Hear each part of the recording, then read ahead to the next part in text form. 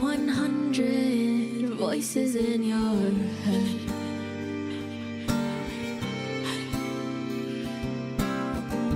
With every twist and every turn, pulling every single thread.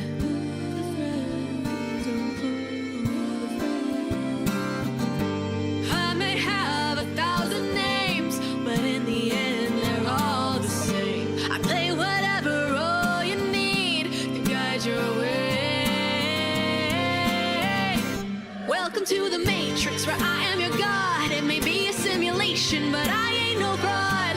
I play your friend and your foe, design your joy and your woe. And if the red dress caught your eye, I'm doing something right. Welcome to my world. Let's see who comes out to play tonight.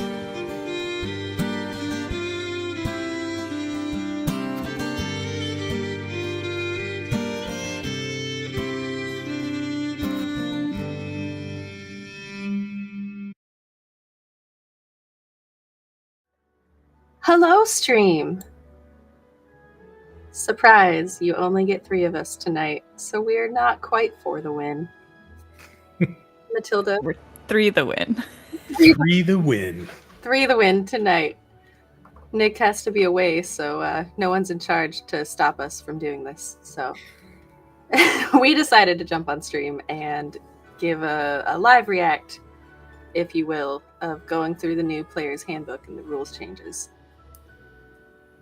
Because there's a lot happening in it, and there's a lot of opinions in the D&D community about all of those changes that our dear friends at Wizards of the Coast have made. I'm Scott, by the way, and I normally play Rafyn, but tonight we'll be talking D&D rules. I'm Snash. I always play WoW. Sometimes Gobblefunk. No, I don't play Gobblefunk. That's true. That's all Nick. Nick plays All Gobblefunk. And Lyle. Sometimes I play a cleric. She always plays just a cleric, by the way. Just a Never anything else. No Oh. changes. All right. All right. So the player's handbook came out officially yesterday, I believe, right? Yeah. Available for digital download. I think they're really backlogged already on their printings. So I think they've actually only shipped about 10% of the actual hard copy books. But we'll be going through major changes, what kind of strikes us as the things that are going to really change the game, and react in real time as to whether or not we think it's an improvement or something that's going to make our lives a little less enjoyable. So unfortunately, due to copyright, we won't be able to actually show the player's handbook, but we'll be going through, actually Woe is going to be our master of ceremonies here, walking us through some of the new areas of the player's handbook itself. So you don't get any text to read, because then this video would get taken. Then we get sued. None of us have Hasbro money. Well, I do always get the extra cut, so maybe I do. It's true. No, I do not. Is there anywhere that anyone particularly wants to start off with? I know there's a lot of categories that we could talk about. There's certainly a few major changes to just the way in which things are described that I think are pretty important. Like races have gone away. Now everything is species. And the way in which characters are built is considerably different. Now there is a lot more emphasis on skills. There's a new crafting system that's engaged in character creation. And it allows you to sort of... The backgrounds that used to be more about flavor in characters are now more meaningful, right? Because they can actually affect ability scores and roles and things like that. So that's pretty interesting from just the standpoint of how we actually build characters now. Do we want to dive into some of the character creation, like the race or species and class stuff? Sure. How it changes, because it is kind of a just building off of what they did in Tasha's. Yeah, it's pretty clear that what they've really done is codify a lot of Tasha's into the new rule set. It's become now part of the basic core structure of D&D.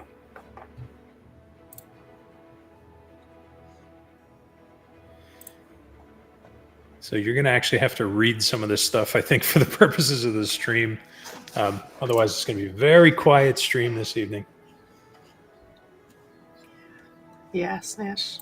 It seems to be a lot more simplified than the 2014, in my opinion. What about you guys? Like, it just seems more...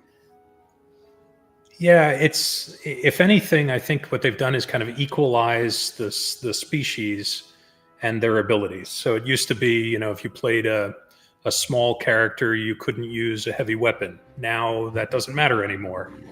You can really play any class, any species with really kind of a quality of the starting position at least. And that, I think, does simplify things a lot. They've also kind of normalized when you get your traits, when you get your ability score increases across all the classes now. So it used to be they were staggered depending on the class, but now it's kind of homogenized all of the classes.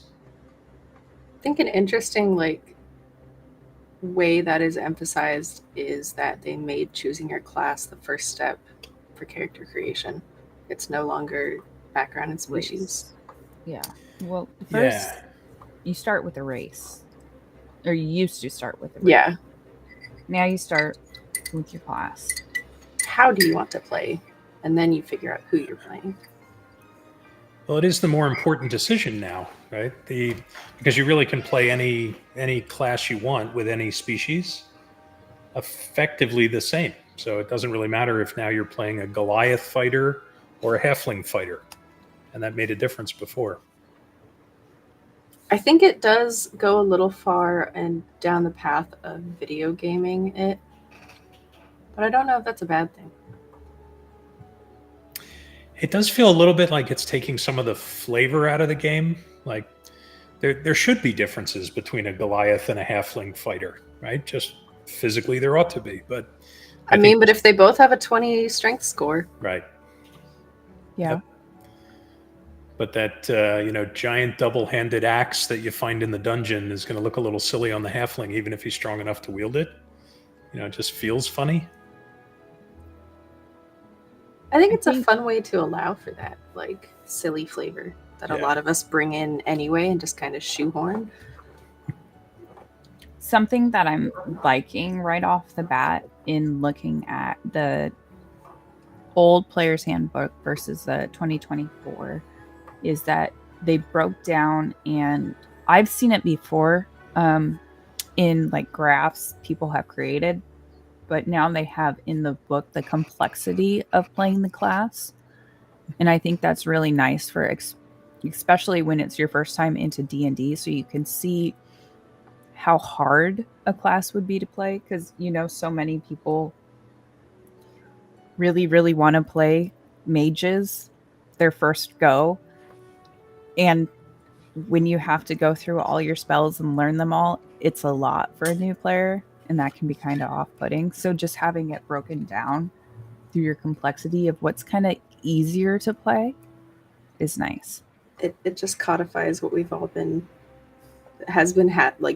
passed around the community for decades now. Of maybe start with a fighter or a barbarian.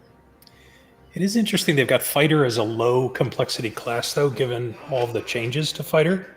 So they've really souped up the fighter's options in battle, especially, right? And now some of the rules with weapon switching actually do make that fairly complex. And the whole notion of dual wielding now essentially goes away, because you could actually sword and border class, swap your shield out for a dagger, and effectively be a dual wielder in the middle of an action. So it'll be interesting to see if fighter really is as easy. They've got it listed, unfortunately for the stream, you can't see it, but the complexity level for fighter is listed as low, and the only other low one is rogue. Everything else is higher than that.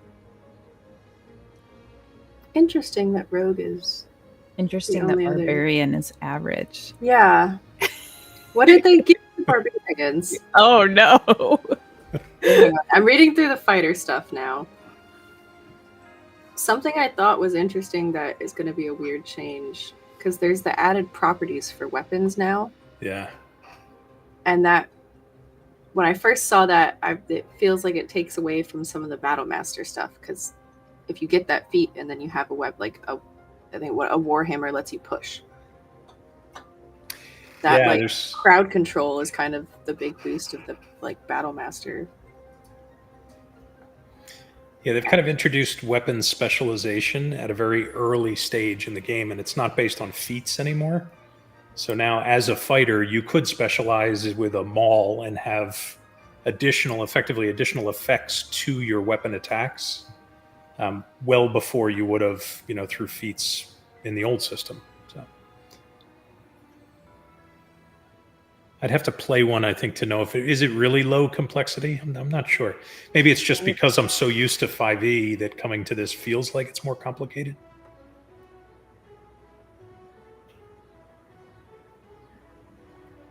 I'm reading through Barbarian to try and see why it's harder now.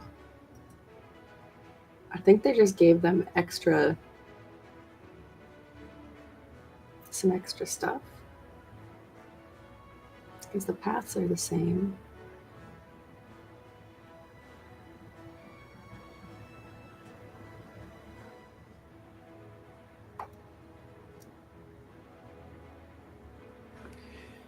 Yeah, they're kind of there is a new path, but yeah, they didn't add a lot of new kind of specializations or subclasses. There's a few, but most of them have come from either 5e Direct or from Tasha's, but they've been around for really since the start of the 5e era.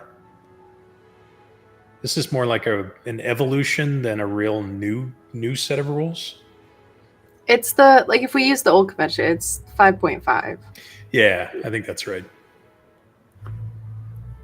It's still technically 5e, but it is a significant enough change. I'm looking forward to trying it. I mean, quite frankly, reading through it, it's like, okay, well, this kind of refreshes things a little bit. What WoW has up on the screen now, at least, sorry, stream, what we're seeing is a little bit on backgrounds. This becomes so much more important than it used to be. It used to be when you choose your race, you choose your class. Your background was really more about flavor. If you had a DM who was really focused on materials management and things like that, if I chose an aristocrat, then I'd have to have the gold to stay up with my lifestyle expectation. But there really wasn't much there other than just sort of backstory. But now you're choosing a background, and there's a whole series of new ones that have been added. They actually have impact on your ability scores and your saving throws. Also, your ability to use certain tools. So you can craft. If I was a farmer that also was an artisan in some way, then my ability to craft something is actually modified by that selection. And I kind of like that because it's kind of, it is your background, but it's so much more ingrained to what your character is, because it's not just like, oh yeah, I'm a fighter that was a farmer. It's like my, occupation. I was a farmer. I know everything about this. And because of that, I have this. Not just like I have a hoe in my backpack, You got a what now? I got a hoe in my backpack. Yeah, it makes it functional, which is actually kind of neat. Is so many of choosing that background, especially some of the stock backgrounds from 5e, they would sort of go away after your initial session. Like you get that set of tools and whatever proficiencies, and then you never think about it again. Exactly. But this actually follows you, which is nice. I like it. You could argue that's more of like a play style thing.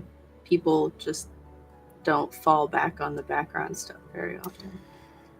Yeah, I certainly, the campaigns that I've been in, your background is the way you introduce yourself to the rest of the party, but then your character is really defined by the interactions of the party going forward from there.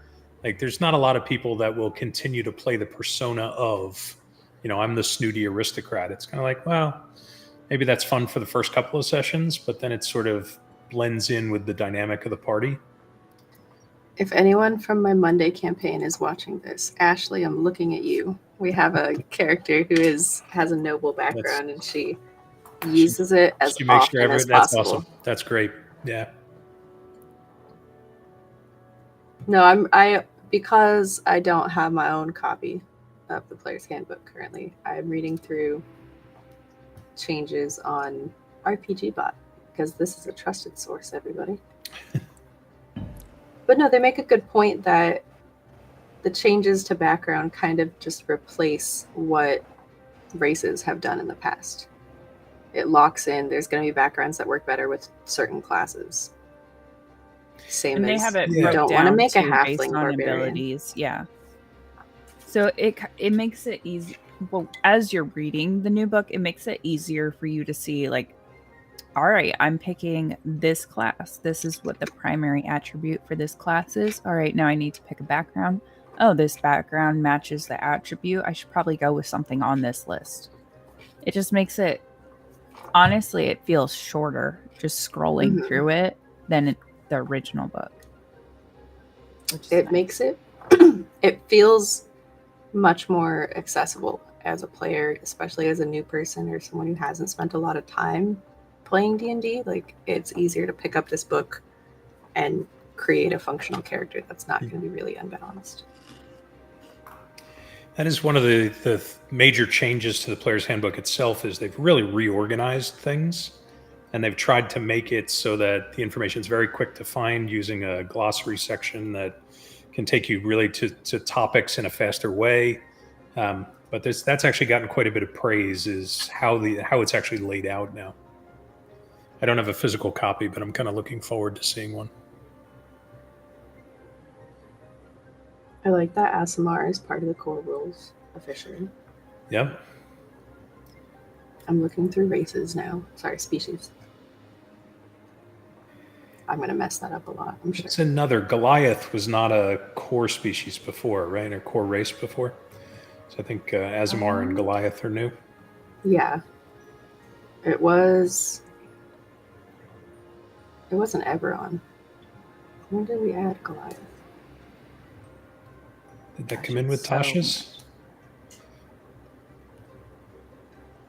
Was it out of Monsters of the Multiverse, which is where Aasimar was?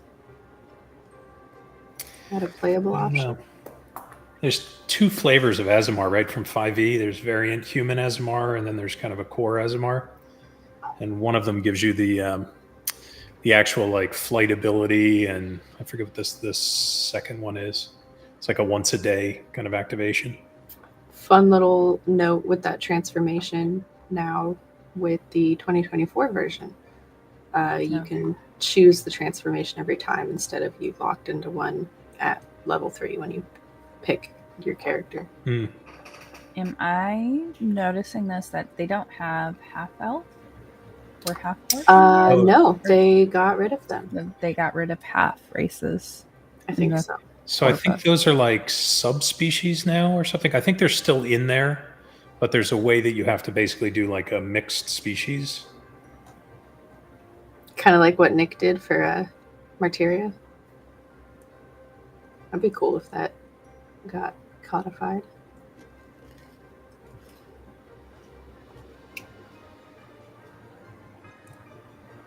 If it is, it's further in the book.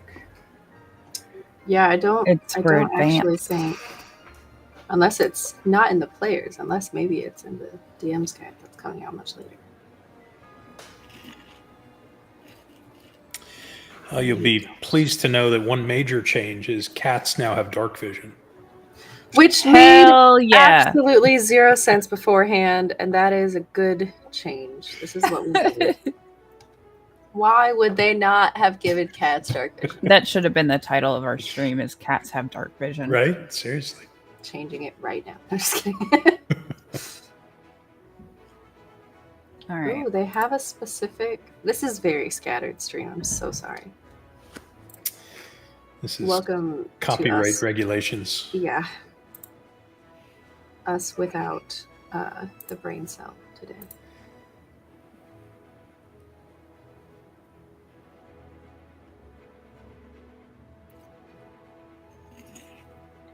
They explicitly write out one spell with a spell slot per turn.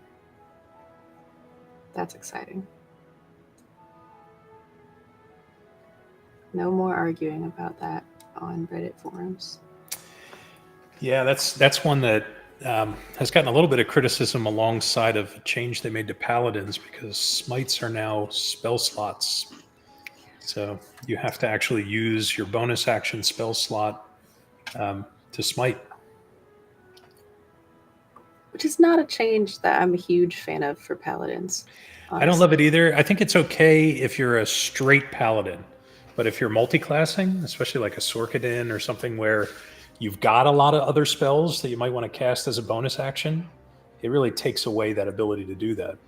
It also, specifically one spell with a spell slot per turn, fucks with your ability to use reactions like Counterspell and Silvery Barbs. Counterspell, I haven't looked into it, but I think Counterspell got a significant nerf in this. I've seen pretty much anytime you type in 2024 PHB, there's going to be at least one link about Counterspell specifically. And I have been putting off looking into it because I don't know what was done to it either, but it's probably worth looking up. Let's go find out. There's been a lot of changes to all of the spells. Okay.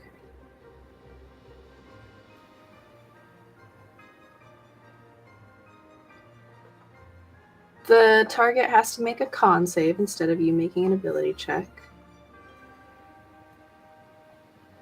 If you cast if the spell cast using a spell slot is countered, that slot isn't spent. That seems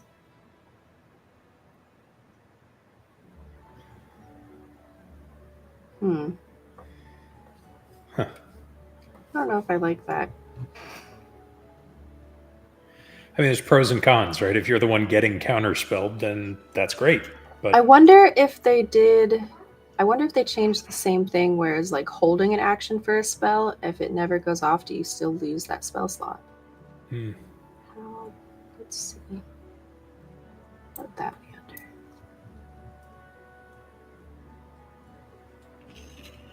Combat, maybe?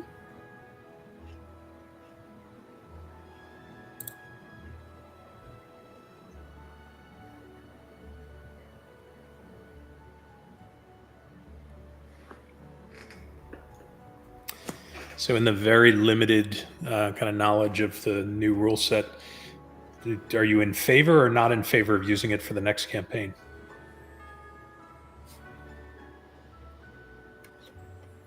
I kind of think it would be fun to do something new. I think I'm in favor of it because the only way I'm going to get to know it is by actually using it. I just don't like change. I think it would be fun to use because we would all be on the same level with it. And it would make you feel like you're playing a new game. Again. Yeah. It's going to feel like a new game. And the shitty thing is going to be like the constant referencing. The constant I'm argumenting of with no, the 5e that's not rules how that point. works. That's not how that works. Shit, no, that you're spells thinking different now. Hang you're on. thinking of the other. No. Yeah. We're just going to have to rely on Nick to be just a total expert right from day one. Nope. All right, But Nick, he's if you're going to get watching mixed this, up too. Start studying. No, see, well, just Foundry will do it all. It'll be fine. Yeah. We'll Foundry make the will do it robot all do for it, us. and then it'll Yay, be fine. robots.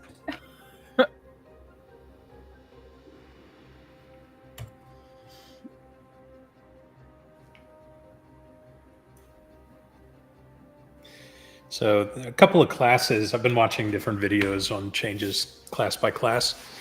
One that really makes me want to play a sorcerer now is the big changes to the wild magic table.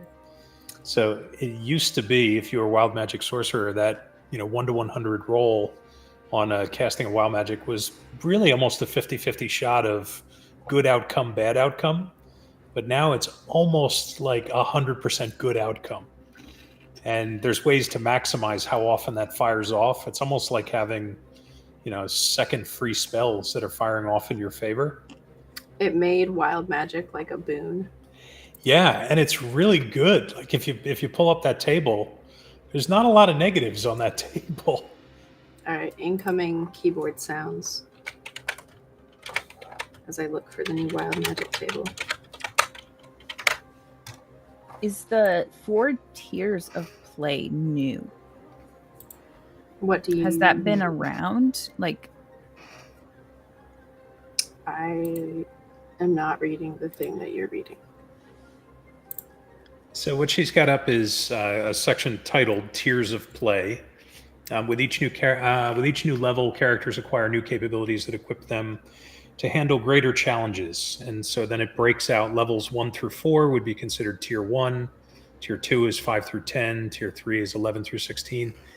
I kind of think it was an unwritten thing in 5. Yeah. I think it was around also with, because the modules, they'll specify like this is for levels 5 through 10. Mhm. Or, Yeah, it just never called them tiers before. yeah. Right?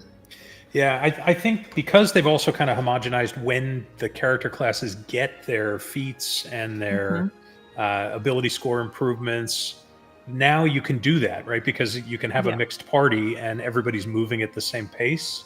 So that does kind of make some sense. And then you can kind of hone in, okay, we're going to do a one shot and it's Going to be a tier 2. Yeah, exactly. Yeah. Or like the campaign is going to be set at only tier 1. Right. So you guys are screwed. So You're get never ready to suck. gonna get to do anything cool. Hope you're really excited to use that dagger. Just to let you guys know, you're going to max out this campaign at tier 3. We're not going beyond that. All right. I'm not dealing with that shit. Absolute coward. Let not your players with be that level of demigods. godhood. I think we're level 12 in my college buddies campaign, and our DM is starting to realize why people don't like DMing for high level parties. Yeah. It's all the classes now get an epic boon at 19, and I just wonder how many campaigns are ever going to get there. At 20. Right. Everybody go see what The your epic current boons? character's I think they're epic nice. boon is. Ooh, it puts the new ability score max at 30 instead of 20. I'm already on my way there. It's okay. Whoa. Wo's Dex being... What is it now? My charisma being, I don't know, like 24 or something right now. I don't know what Something it is. absurd. Oh, that's funny. So this is saying it's level 20. Why did I see all the videos were talking about it at 19?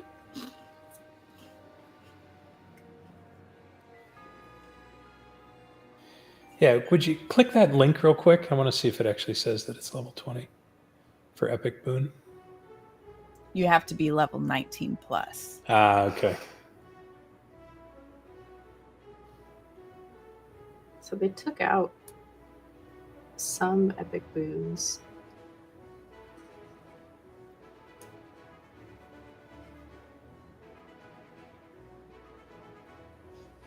Okay, yeah. So this is saying, you know, they were introduced into the 2014 as an optional mechanic. But then a handful of them were not added into this one, so they just kind of got dropped. They're pretty cool. I just wonder how many characters will ever see them. Unless you're starting like a tier 5 campaign. Unless you're playing one of those 7-year campaigns. Yeah. And they're like, we gotta give you guys something every now and then to advance, because you can't just be playing the same like top level. Yours is stuck at level 20. Yeah, you've hit the ceiling.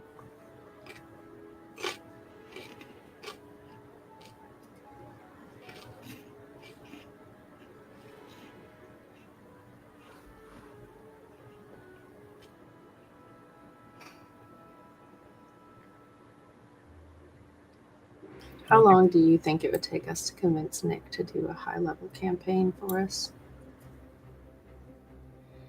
I would at least like a high level one shot. A one-shot where we just... Because, you know, we're going to finish in Martyria. We're going to move on to other things. A one-shot where we come back as the gods. The primes. I can't imagine who's going to play Death. Huh, I wonder.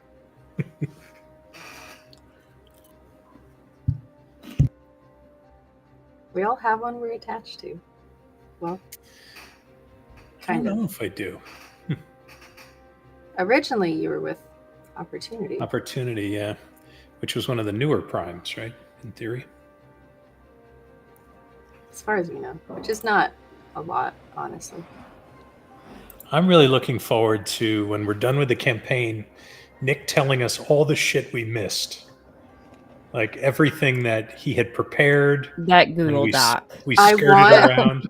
Yeah. I want this document. I want to spend Find it. 2 weeks combing through it. Seriously. Maybe that's what he'll let us do in person. He'll bring it with him.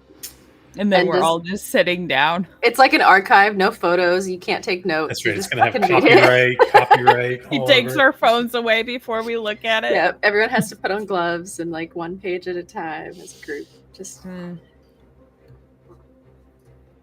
ooh, okay, what?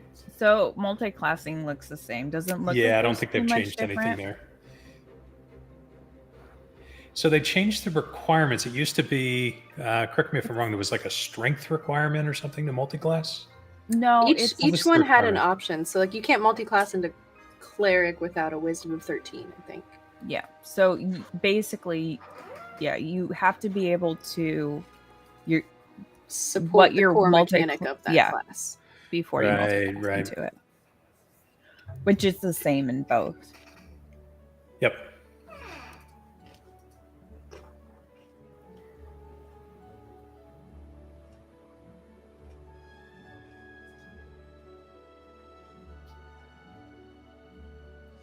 Hit dice, are they all the same? Or did I don't they think change? that's changed. No, I don't think that's changed at all. Oh, I haven't looked at it. Oh, no.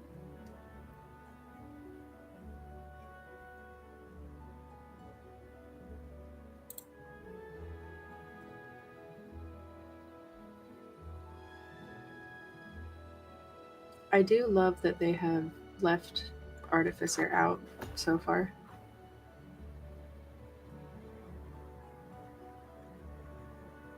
Because out of any class that's going to get homebrewed to hell without official guidelines, why would you not expect?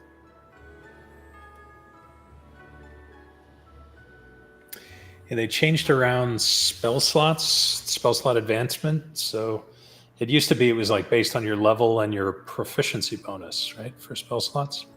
But now It it's like depended it's on the a class. it's a set table now for all the classes.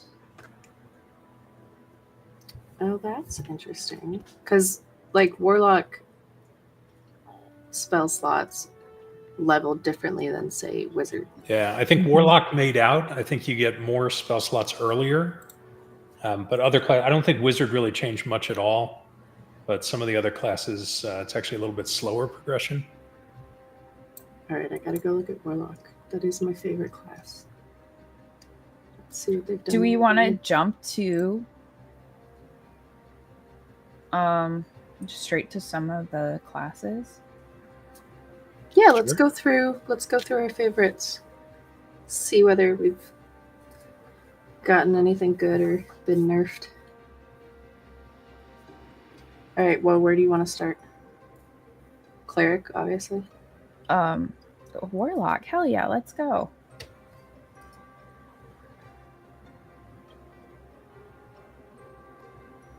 All right. You get more indications. The pact boon / invocation changes. Interesting. I like that there's less fluff in this book.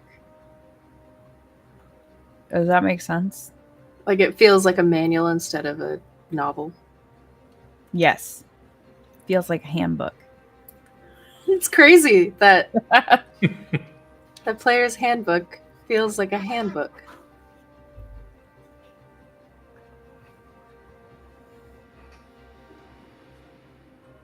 Magical cunning.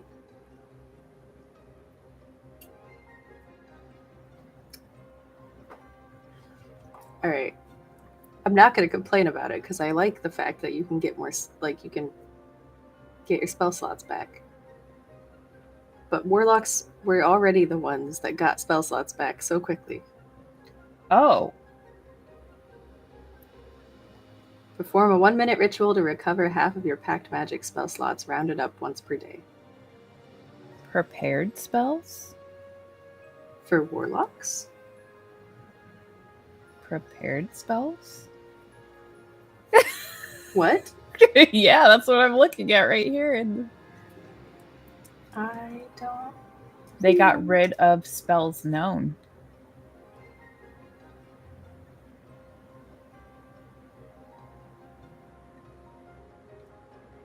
That opens a lot. Can you change them daily now?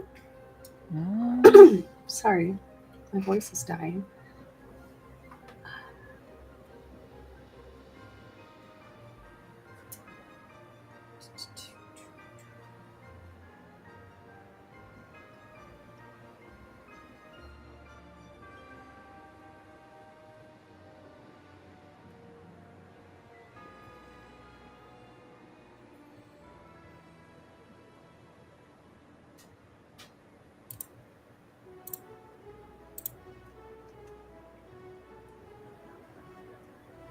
Whenever you gain a warlock level, you can replace one spell on your list with another warlock spell of an eligible level.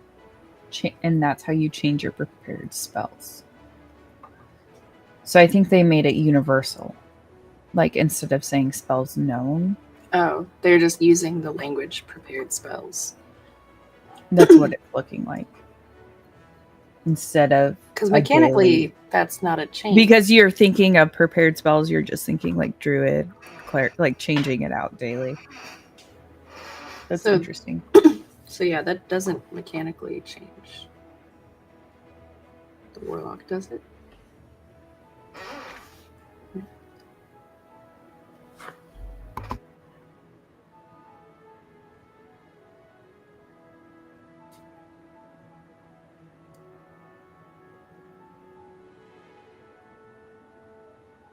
Contact patron. We get our own divine intervention message now. It's pretty cool.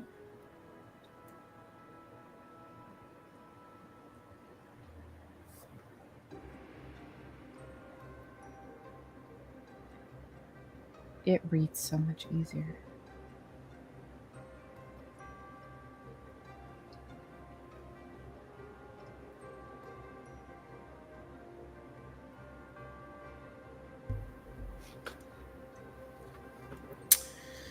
All right, Scott, what class would you like to look at? Well, I'm currently playing a Sorkadin, so we could do Sorcerer or Paladin. A Sorkadin. Soradin, whichever you want to play, whatever you want to call it. A Palisaur. That sounds like a dinosaur. Yeah, like that's it. what I was thinking too. So Paladin, the big change for Paladin is smites are now, they use spell slots.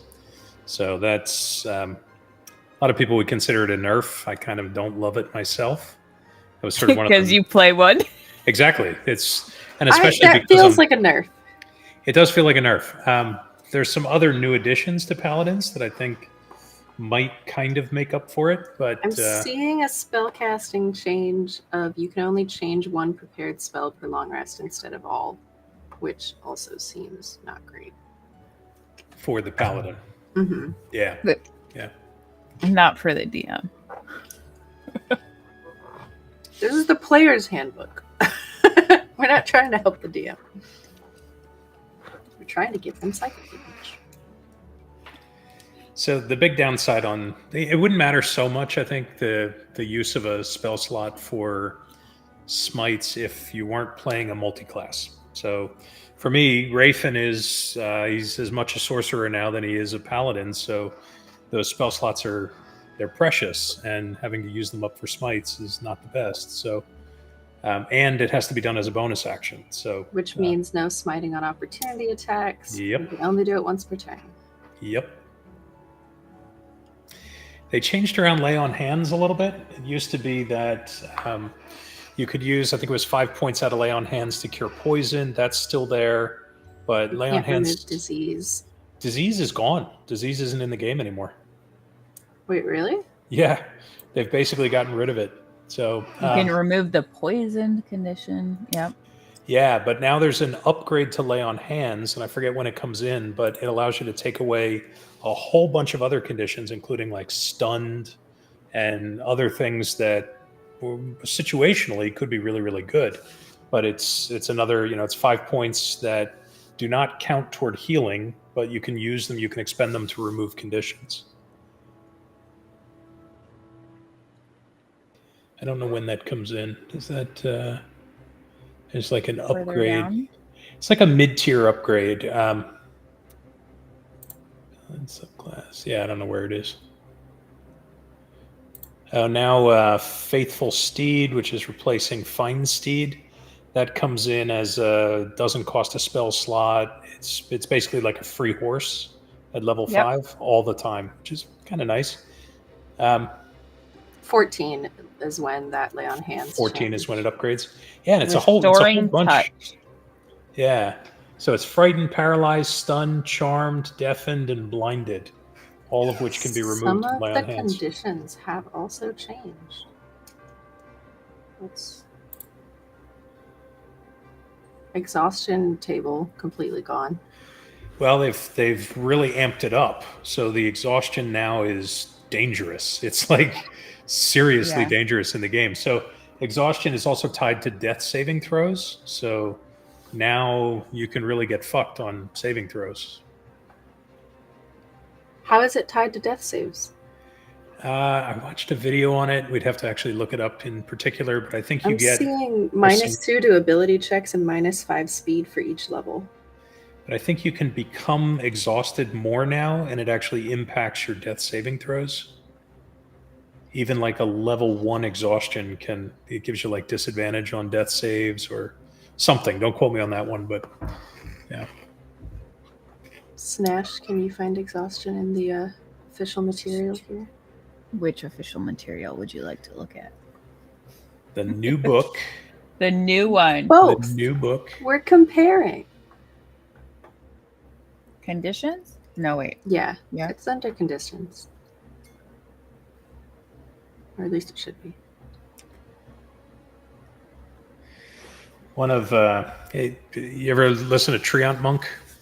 He does great reviews of these things and just a really good podcaster. But he was talking about exhaustion. A lot of complaints about 5e was that it's really makes it difficult to kill off characters in many campaigns. But DMs that really use exhaustion now can really screw with the characters.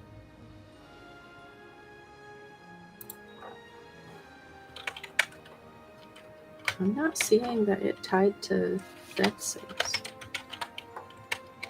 All right.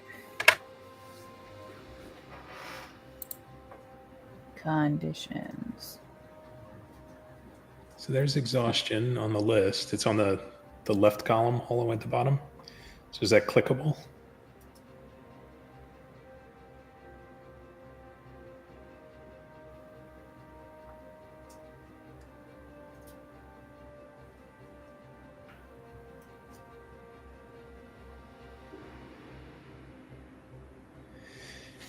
So condition is cumulative. Each time you receive it, you gain 1 exhaustion level. You die if your exhaustion level is 6. Which carries over from last. When you make a D20 test roll, it's reduced by 2 times your exhaustion level. I think... Is that just any D20 roll? It's a D20 test. So maybe click on test and let's see. Maybe that's where it's tied to death saving. Yeah.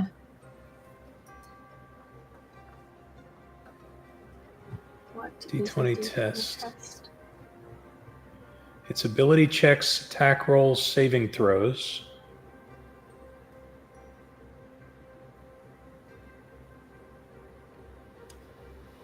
Which, if that is applied, if your exhaustion level is applied for death saving throws, then yeah, that would screw you pretty hard, right? Yeah. 2 times your exhaustion level. If it's for any saving throw, yeah, that's yeah. So if you're like at exhaustion level 5, You get a Right. minus 10 to every 10. death save. To every death save. Which means you fail unless you roll all nat 20s. They've also added bloodied as a condition. They brought it back. Yeah. Oh no. Which I think was really just a way of kind of codifying, hey DM, how does the monster look? But now it's actually officially if you fall below 50% of your hit points. Which is what it was in don't quote me on this internet. I'm pretty sure it was 2.5 and 4.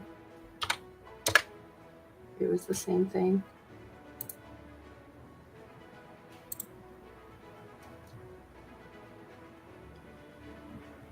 It was a 4E thing.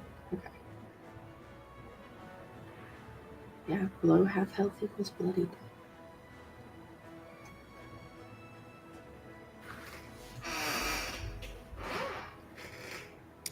Some of the commentary on that was you'd have to use some different adjectives for what do you do with something that doesn't have blood, a skeleton, things like that, but whatever.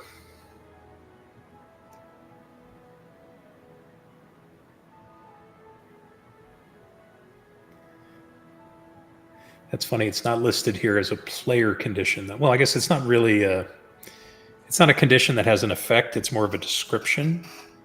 So I think it's really used in combat by the DM to help to describe the current state of something.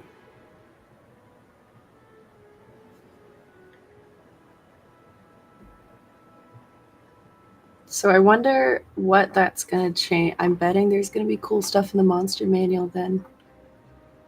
With creatures having extra things that happen when they've been bloodied. Oh, you mean their second phase? Yeah. Yeah. Phase 2 of the boss battle. The boss fight, yeah. Do you want to look at another class? Sure. Let's look at monk. Like monks. I know there were some changes to non-melee combat that was very advantageous to monks, but I don't know what it is. Sorry. Non-weapon combat, sorry, not non-melee. You no longer have to take the attack action in order to use the bonus action attack. That's exciting. Your damage die starts at a d6. You no longer have key points. You get focus points now. You got focus. That's it. I'm going to play a monk with ADHD. Oh no.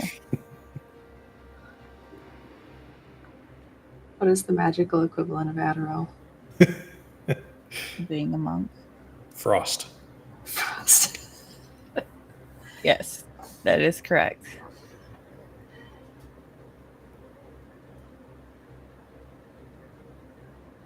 Oh, you get disengage as a bonus action. It doesn't cost you a key point or a focus point. Nice. Fighters get something similar, I think, now. It's like another mid-tier feat I think they get automatically where they can use half their movement to move away from combat and not provoke an opportunity attack.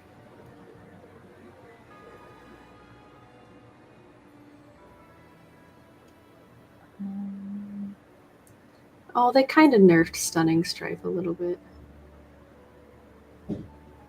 Actually, kind of a lot of it.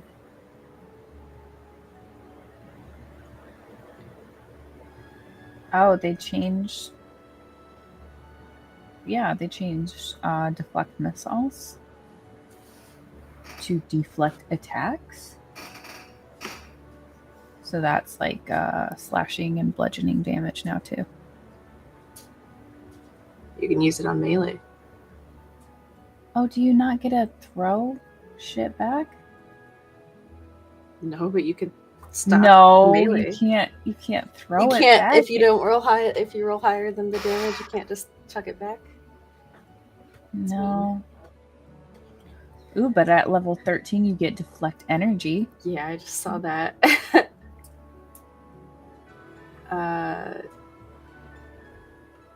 Oh, they changed evasion. Gosh, this is going to be so fun to play for the first time.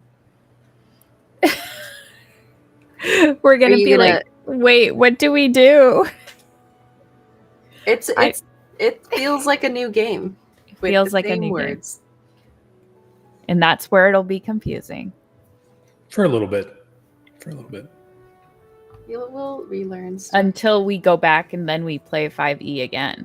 Well, and then we really fuck ourselves over. There's no going back. Well, let's be honest, though. Like, we're going to use the new Player's Handbook for the next campaign, but we're using the new Player's Handbook for one of Nick's campaigns, which is going to be incredibly homebrewed anyway. And then we're going to be screwed if we ever play it with anyone else. With anyone else.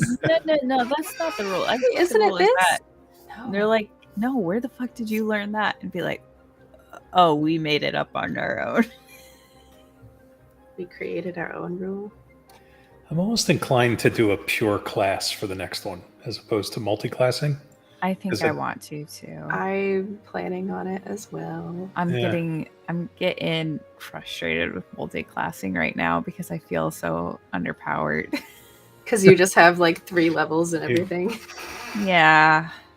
It's just like, Like, should we? I want some of the cool higher level stuff, you know? I just want the big spells. Yeah. Should we look at crafting?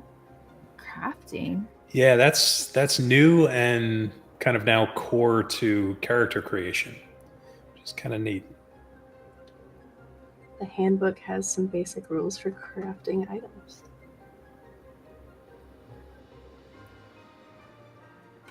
Why am I not seeing this? There it is. Crafting equipment. Healing potions only take a day to craft. Time. Ooh. Oh, and all potions now are always bonus actions. Yeah, they officially took that rule. Yeah.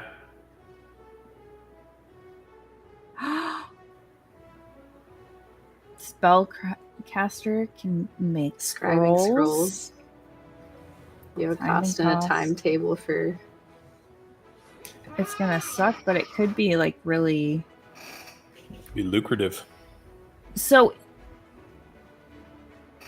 it would be really beneficial if you're like doing something like traveling, right?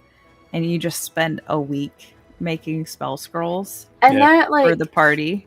Like an order the scribe wizard that can make them even faster. Like the crafting like table and mechanic does give that fix for everyone's complaint of, you know, well, let's just fast travel because no one wants to be on the road for a week.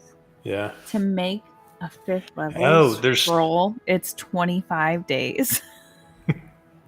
God. Unless you're I'd rather just sleep. Right? Yeah. Yeah. The another new addition to this is bastions. Have you looked into that at all? So it's basically you can create home bases now. And there are, you roll for like random either good things to happen in your bastion or bad things. So it could be a random attack, or it could be, hey, we learned about this new magical thing because we had a home base and we were able to study it. And so it's kind of interesting. Like I could certainly see something like that in Martyria. Like we're turning the Cat Cafe into our actual bastion headquarters. Yeah, that makes sense. I don't see it in the glossary there. I don't see it either.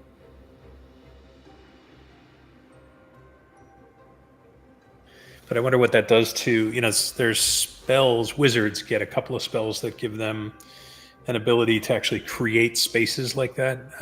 There's one, what's the one where you can make a 3-level tower? Oh, fuck. What's his name? It's somebody. Mordenkainen. It's not Mordenkainen. No, it's like it's not Balder, but it sounds like Balder. Anyway, that one I always like that spell just for the flavor of it, because you can create like a stone tower that you get to choose what the room layouts on each level is, and then it becomes like the home base. But it's always overlooked because you get tiny hut at the same level, and nobody ever takes the tower over tiny hut because tiny hut's just freaking cool. And then of course you have mansion, right? So later on you can always get your 100 servant mansion in an extra dimension. But bastions are neat. I like the idea. It will be in the Dungeon Master's book. That makes sense. Bastions will? Yeah. Okay, got it. That's why it's not showing up. But from what I'm seeing, if the internet is to be believed about leaked Dungeon Master's guide, you can acquire your bastion at level 5. Does it have the roll table there of like what various things can occur in the bastions? Bastion turns every 7 days of in-game time.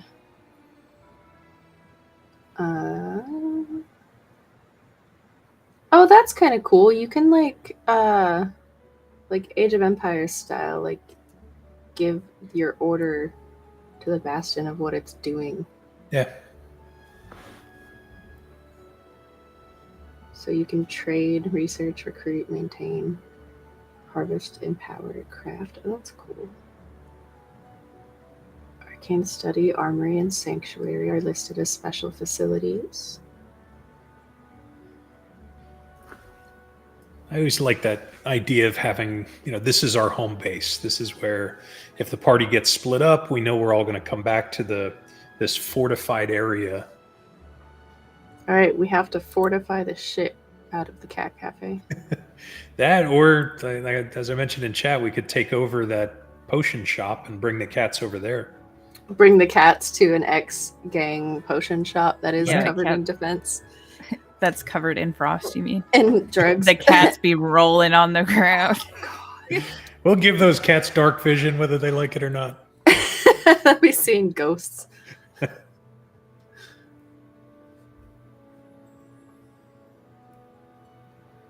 All right, let's see. Trying to see. We looked at Paladin. Let's go. Were the rules of attunement the same? It looks the same. As You can they still only are. do 3 items. I so But badly the want that to be whole tied to needing level. it to be 100 feet away from you for a full 24-hour periods to break attunement. Is that new? I think so.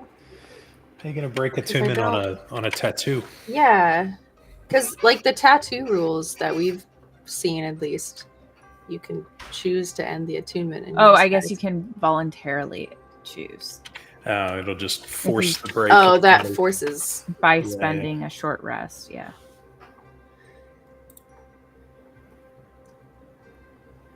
We'll officially call that tattoo regret.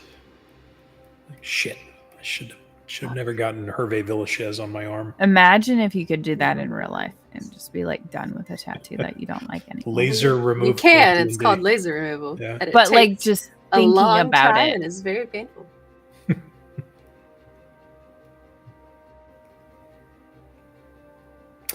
So there's some big changes to wielding weapons now.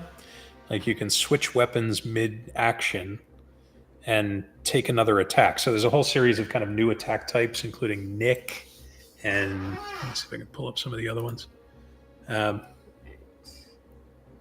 Grappling changed too. Yeah. What's grappling's different? How? Oh, opportunity attack doesn't have to be a hostile creature.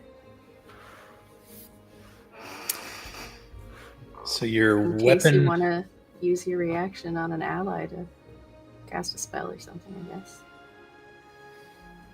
So weapons now have properties of graze, nick, push, sap, slow, topple, or vex, depending on your mastery of those different weapons that bring those properties.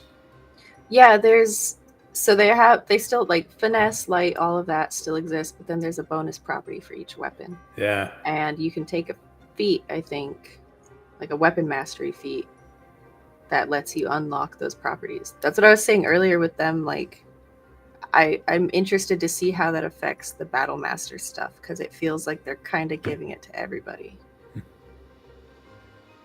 But you have to take a feat to use it, right?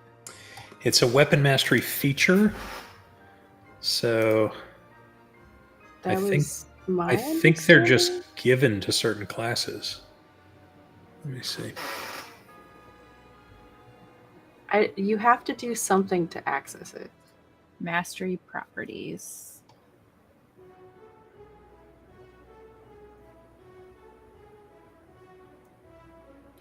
So you have to have the feature to unlock it. Can just anyone take the feat, or I wonder. It is a special class feature shared between some martial classes. It's automatic for those classes. So Barbarian, Okay. Fighter, Paladin, Ranger, and Rogue. Can automatically take have one of them. mastery over a type of weapon? It's not a feat. They just get it as a feature. It's a Okay. class feature. That's cool. Because that's their specialty. Right.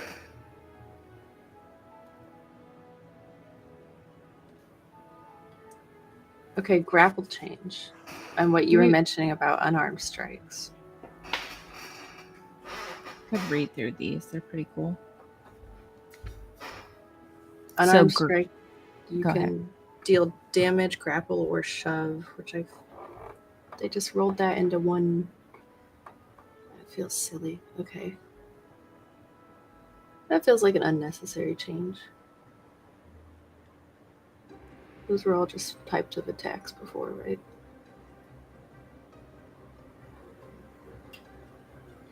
Some of these are pretty interesting. Like if your weapon has the push specialty, then you could presumably push it out of somebody else's. You could push a foe out of somebody else's melee range and trigger an opportunity attack. Push them back into Hunger of Hadar. Yeah, that was all woe the last session, right? Kept knocking that guy back in. That was fun. Why can't I find? I really like these. Like Vex, if you hit a creature with this weapon and deal damage to the creature, you have advantage on your next attack roll against that creature before the end of your turn. So basically, it's like hit them, keep hitting them, keep hitting them. Yeah, and you just keep getting advantage. Yeah. And then, like, the opposite of that is the sap. Whereas if you hit them, then they have disadvantage against you. Yep. So if you dual wield weapons that you have specialty, you have one in each hand for each property. Oh my god. Oh no! See, this will make martial classes fun again. Totally. Yeah. I'm gonna have to talk to Nick about see if this is gonna apply to the homebrew classes he offered us. With, like, the warden. The warden, yeah. Yeah, it'll have to be probably tweaked, but that could probably work. I almost wonder if we're really going to get a full flavor of the new rule set if we're playing such a homebrewed world. We're absolutely not. Yeah. We already are only like at best like 3/4 5e. But that's also the beauty of this game because it is Sure. it is your table. You play. Would either of you like a break, by the way? We've been... Oh, we could probably Maybe more take a than that. quick break.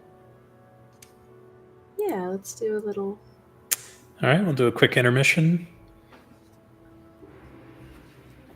Come back, see if can there's do that. any more of this we want to talk about, or we could campaign theories, stuff for next campaign, anything like that. Sure. And I'm going to throw us to intermission and then see you in 5 minutes or so.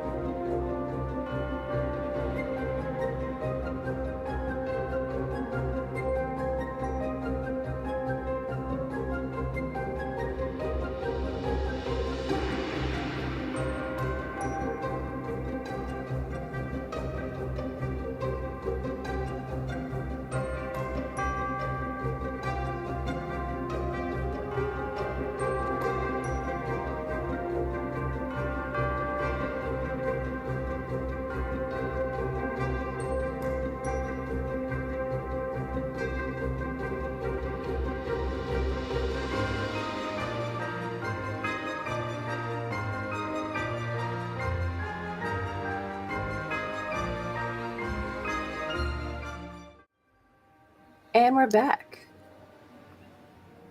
We mistakenly were talking about things without doing it with you, so. Say everything you Sorry, just Stan. said all over again now. So we were talking about some added choices for action in combat. Some of those are influence, search, and study. So influence is like making a charisma or wisdom check to alter a creature's attitude. Search is to make a wisdom check. So that's like insight, medicine, perception, or survival. And then study is making an intelligence check. So that's all stuff we've used in the past, usually in combats and stuff, but now it's like categorized as actions. So some of this is kind of interesting. So would you then study a foe before a combat action? Would that give you some insight into Yeah. weaknesses, things That's like kind of like, what is that monk ability? Like extract aspects or something? Yeah. There's also one of the cantrips that you can take does a similar thing where Yeah. at higher level it tells you like their lowest Which saving that could throw or be something. like really important, like in combat. Like if you're struggling against something and you have someone who's really smart and maybe they can't utilize spell slots or something at that time, they're like, I'm going to try and identify what his weakness could be. I like you because know? it encourages like, I don't know, slightly more clever play Yeah. instead of just Yeah, you can almost see like a Wham slam. not just like a hack and fighter. slash. I'm going to study his armor. Oh, looks like if I use my hammer, it's going to do more damage than if I tried to use my knife, right? We have a mechanic for the scene of Helm's Deep where Legolas tells them to shoot them in the neck and under the arm. Yes. Yes, exactly. Same That's thing with pretty the neat. influence is like, you could definitely use that. Like, I feel like we've done this before where you get into a combat encounter that you don't mean to be in a combat encounter because you kind of piss someone off too much. Whoa, hey man, it's okay. Whoa, hey dude, chill out, all right? De-escalation. We have a de-escalation De-escalation action. mechanic now. For your trigger happy friends, you're just like, oh man, they didn't mean it, all right? Chill. They're really It's drunk gotta right be now. Someone making up for the murder hobos of the party. Yes. Or, you get into the point where you're like, oh man, you're going to beat us. Just, can you stop and just spare us the plea for mercy Uncle, option? I forfeit. Like, I do like that gives like an official Yeah, it's like a thing and mechanic. not just. Yeah. I mean, in the past, it would just be the DM's discretion, right? Okay, Yeah. roll an intimidation check, roll a deception check. But it actually now codifies it as in my action, I am going to try to actually persuade these people. And like it opens up your action options when you're in situations where you maybe can't fight, like you're grappled or something like that, and you want to lend aid to the rest of the party somehow, but hey, I can't. If you're grappled and you study and you're like, I'm up close with this guy, like, Yeah. can I tell, like, he has a limp or like he's got like a bad shoulder or something? Like, I'm just now noticing your nails, Matilda. Those are fabulous. Let me see. Those are her birthday nails. They were my birthday nails. That's super cool. I didn't know it was your birthday. They turned out very Wolverine. They're super cool. Love it. Thank you. Or you can make an animal handling too. That's cool. As an influence check. Yeah, as an influence check. I like that it puts it into like specific actions, because it also takes away that leverage of like, well, you're not playing the game right, like you're not supposed to just talk your way out of this. Like, well, no, it's an option, and now it's like officially an option. Yeah. Though some of these, like search, do you ever really search in the middle of combat? It always feels like a meta combat action. If you need to put the stone in the thing to stop the trap from squeezing your friends to death. Or like you were trying to sneak into a manor to steal this document off of the nobleman's desk, but you weren't as sneaky as you thought you were. So well, then combat starts, but doesn't that kind of pause your searching? You're stuck there until you get the paper. So if you can find it faster and run out. Yeah. I mean, I like the fact that you could do a medicine check with that too. Yeah. Something's killing my friend. I need to figure out what. Well, that certainly makes sense. I'd be hard pressed to give up a combat action for a search action, For rescuing a friend, sure. Then that feels like casting a heal spell or something that you'd do naturally anyway. Like maybe last round you casted a heal spell and the person did not heal. Sure. And you need to find out why. Yeah. But you're going to lose a turn doing that. Or you're getting information that would make your next check better. Like you get some sort of boon to try and heal them the next time. So are those always primary actions, or can they be bonus actions? These are all listed as actions. Which is maybe... Unless it's ruled by the DM that maybe it could be used as a bonus action. So that might be the contention point of like... I know in the past Nick has let us like, sure, that could be your bonus action. Yeah. The utilize. Because utilize is usually given as like, oh yeah, of course you can pull that lever. Right. But I've played with DMs too who are like... standing up is a full action or something really like that. Strict about object interaction or something. Yeah. Look at that. They codified the bonus action potion drinking, so now we have another thing to argue about bonus actions that for. is just given. We needed a new thing to fight amongst ourselves about whether it could be a bonus action. I've played in a couple of games where it was homebrewed. I don't think it was ever written that if you used a bonus action for a potion, you had to roll for it. If you used your full action, then it was the max amount, right? For healing in particular. Alex did that. Yeah. I like that. Then it's the choice, right? How desperate are you for the healing? Mm-hmm. Or how much time are you willing to give to this? Right.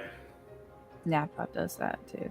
Like where you get full health if you spend a full action.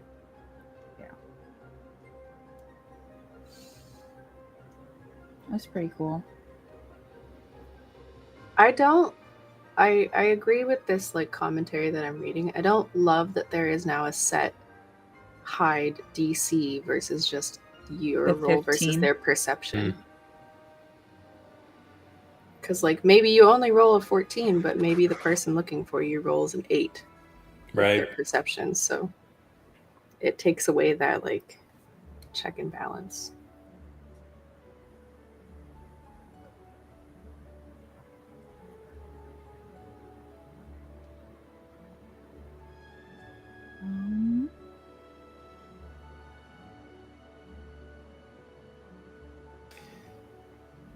I think somebody now gets tremor sense. Is it dwarves get tremor sense now automatically? That could make sense with the, like, stonekin stuff. Yeah. That was just another minor change I think I saw in one of the things I was reading. I don't think, other than falling and burning, I've ever seen or used any of these hazard conditions. Suffocation, malnutrition, dehydration being the others. Yeah. I love dehydration and malnutrition because how often do we talk about how much we're eating or drinking during the day? But if you're playing a desert campaign, you better be looking for water every day. Or, like, if you're in Chult. Yes. You absolutely need rations and water. I played Tomb of Annihilation, and every single bit of that was tracked. Yeah. Every use of the bug repellent, I was the cleric providing the food every day. Yeah, I was the inventory tracker for my party for when we were in Chult, and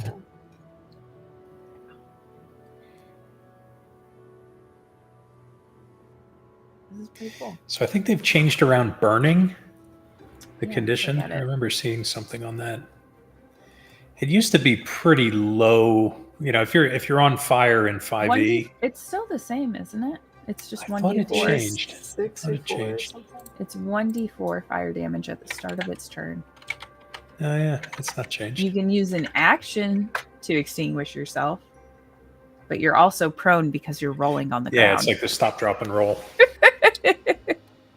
They codified stop, drop, and roll. And that's pretty That's good. official D&D. I like that.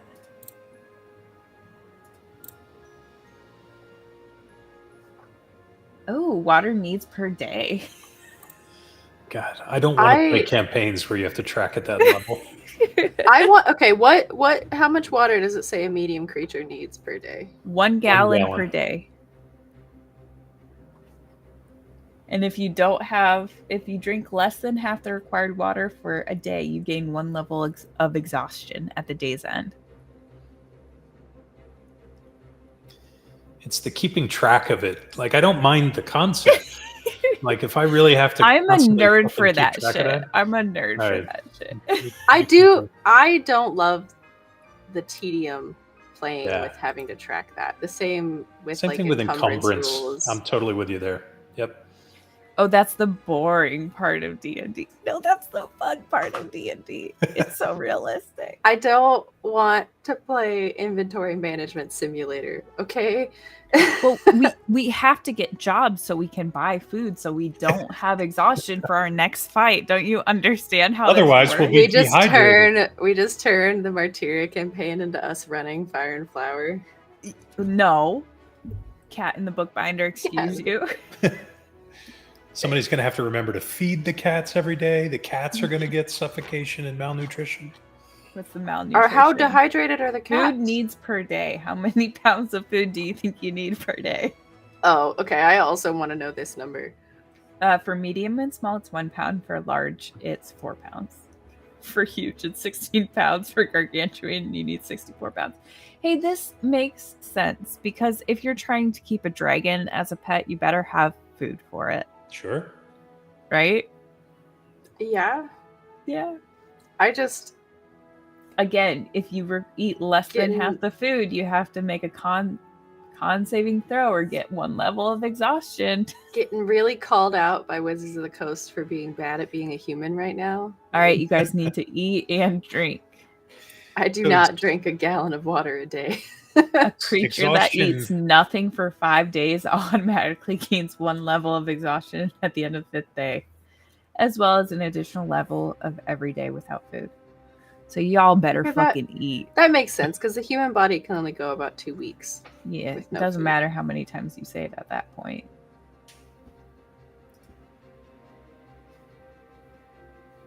Interesting.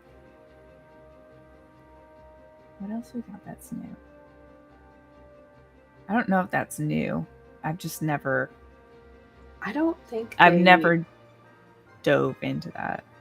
I think that's like some modules had rules on it. Like I think Tomb of Annihilation had set out rules for it, but I don't know that it was in the basic player's handbook before. Spiritual weapons concentration now. Oh no. No. Boo. Boo. Alright, I'm not playing a cleric next game. I need my bonus action spiritual weapon. So you can't use it at the same time as Guardians then either. No. Yeah, that And you have to- blows. Yeah. It can No drop more anytime lawnmower. you get hit. Yep. I don't like that at all.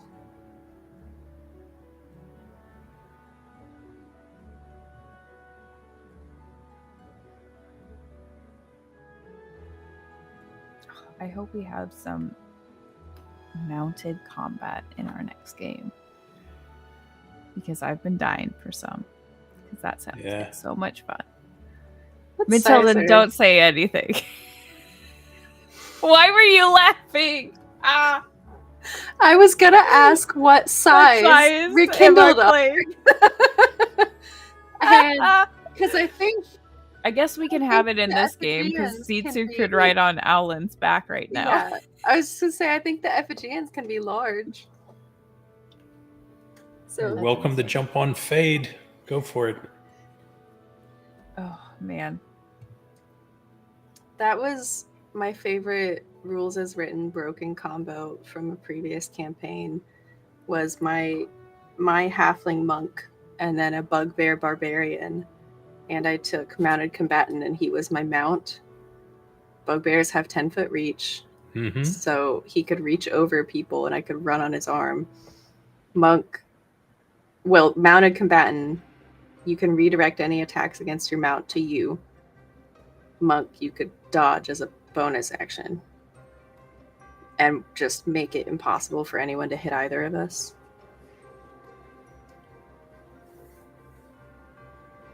It's great. Our DM got very annoyed. That DM was Egg, for any of you on stream watching who remember a couple of campaigns ago. He has not learned to not give me loopholes. I'm just looking at the new Wild Magic table. It is really different. It's kind of funny. Oh, they rolled out a new one? Well, it's online. I don't know if it's in the player's handbook or not, but see if you can. I slide it in there. imagine that would be Can you a search it? DM stuff. Yeah, I found one on Reddit. I can send you the link, Snash. But also, you're right. It is. It's almost all positive. Yeah, you're not turning into a book on accident or Well, there's still the potted plant Potted one. plant. That's Yeah. still there, but I you're don't not see self-fireballing. exactly. I don't see that on here. Yeah, I mean, all of this looks good.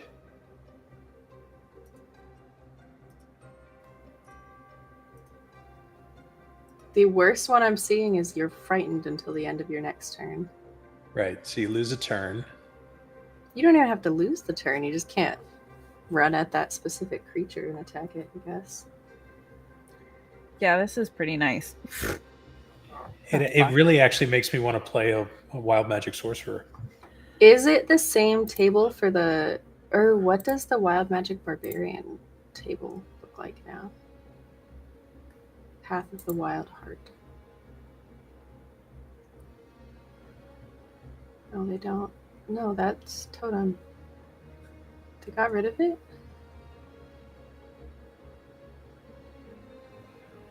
They got rid of the Wild Magic Barbarian. Well, I probably could have just looked in the glossary.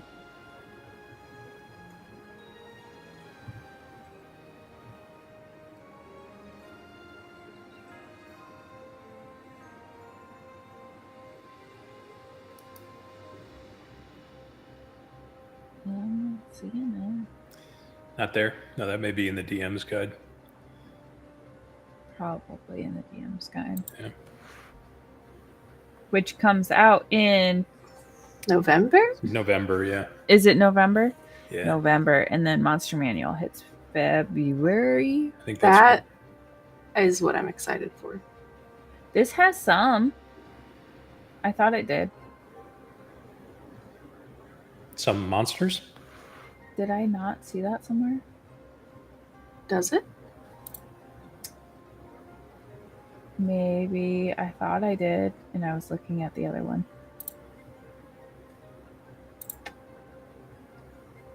Creature stat blocks. There's some. All right, what do we got?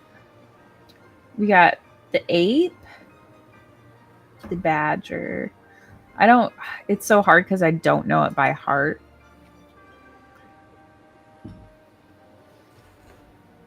Is there anything we're looking for in particular?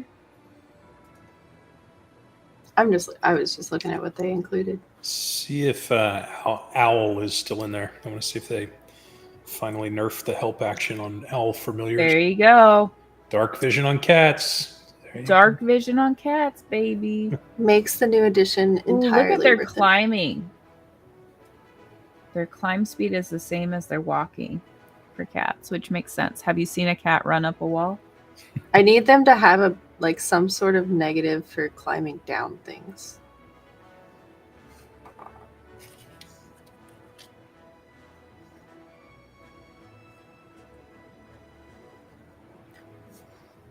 Owl. Does it still have flyby? Yep. Look, and here I have the old ones too. I can actually do side by side.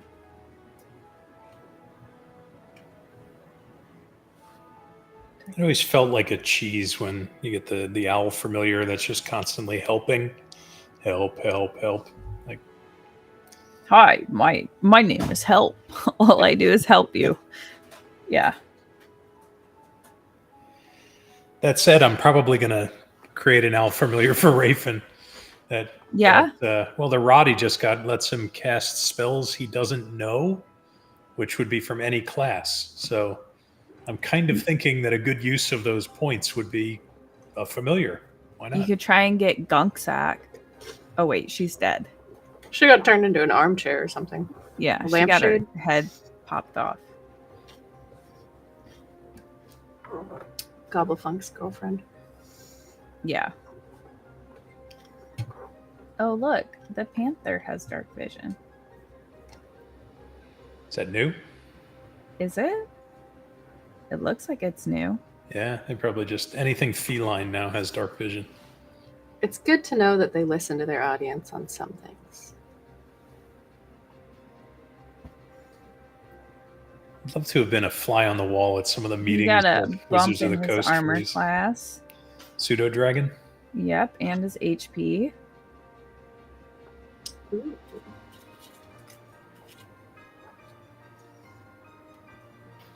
CR's the same though, so Supposedly they did like a normalization of the creatures to their CR. So a lot of them are pretty mismatched in 5e. yeah.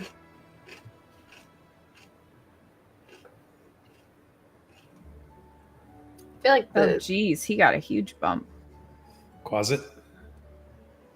Yeah. closets Yeah. are so fun.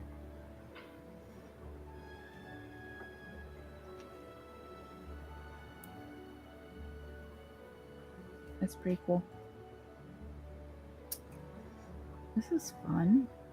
They did kind of help Rangers Smash. All right, let's look at it. Her favorite class. I only keep seeing the headlines that Rangers still suck.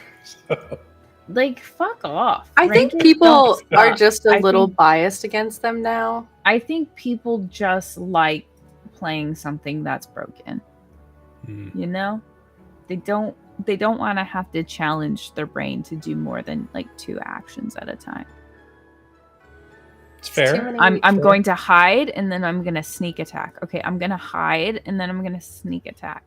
Shit like that. Wow. Not you. You're playing. Thanks. You're playing a warlock. Eldritch Blast. Eldritch Blast. Eldritch Blast. I know. And that why do you think I'm multi-classing? Because I can't fucking stand having 2 spell slots. All right.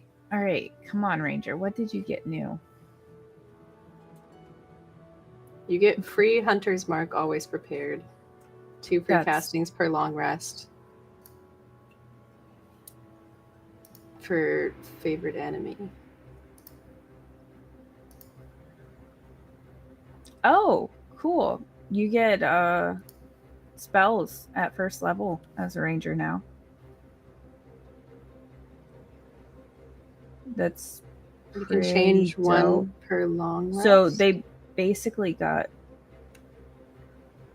they got bumped up 1 additional spell slot for rangers.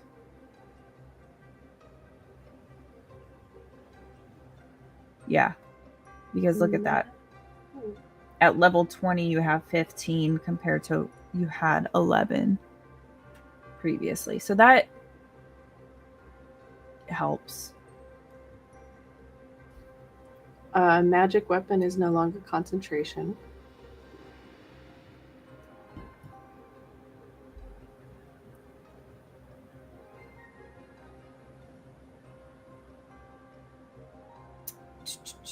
And you get a weapons mastery too at level 1, which is cool. Fighting styles are feats now. Natural explorer is now deft explorer.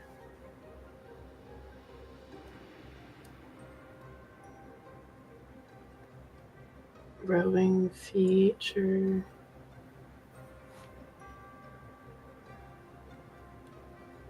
Tireless. Relentless Hunter is new.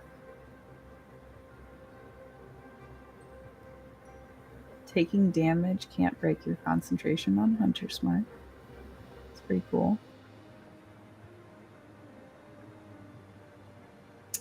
Nature's Veil? That sounds like That was a Mask class of the feature. Wild. It was the Nature's Veil was a class feature before. An optional class feature. But now it's wisdom modifier instead of proficiency bonus for uses.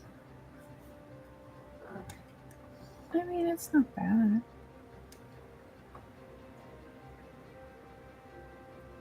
It's going to take a while for that to hurt rangers. Like, you'll have to be fairly high level.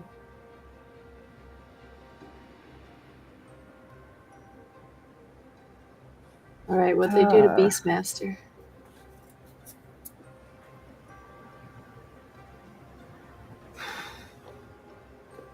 Any of this making either of you reconsider your choice of class for the new campaign?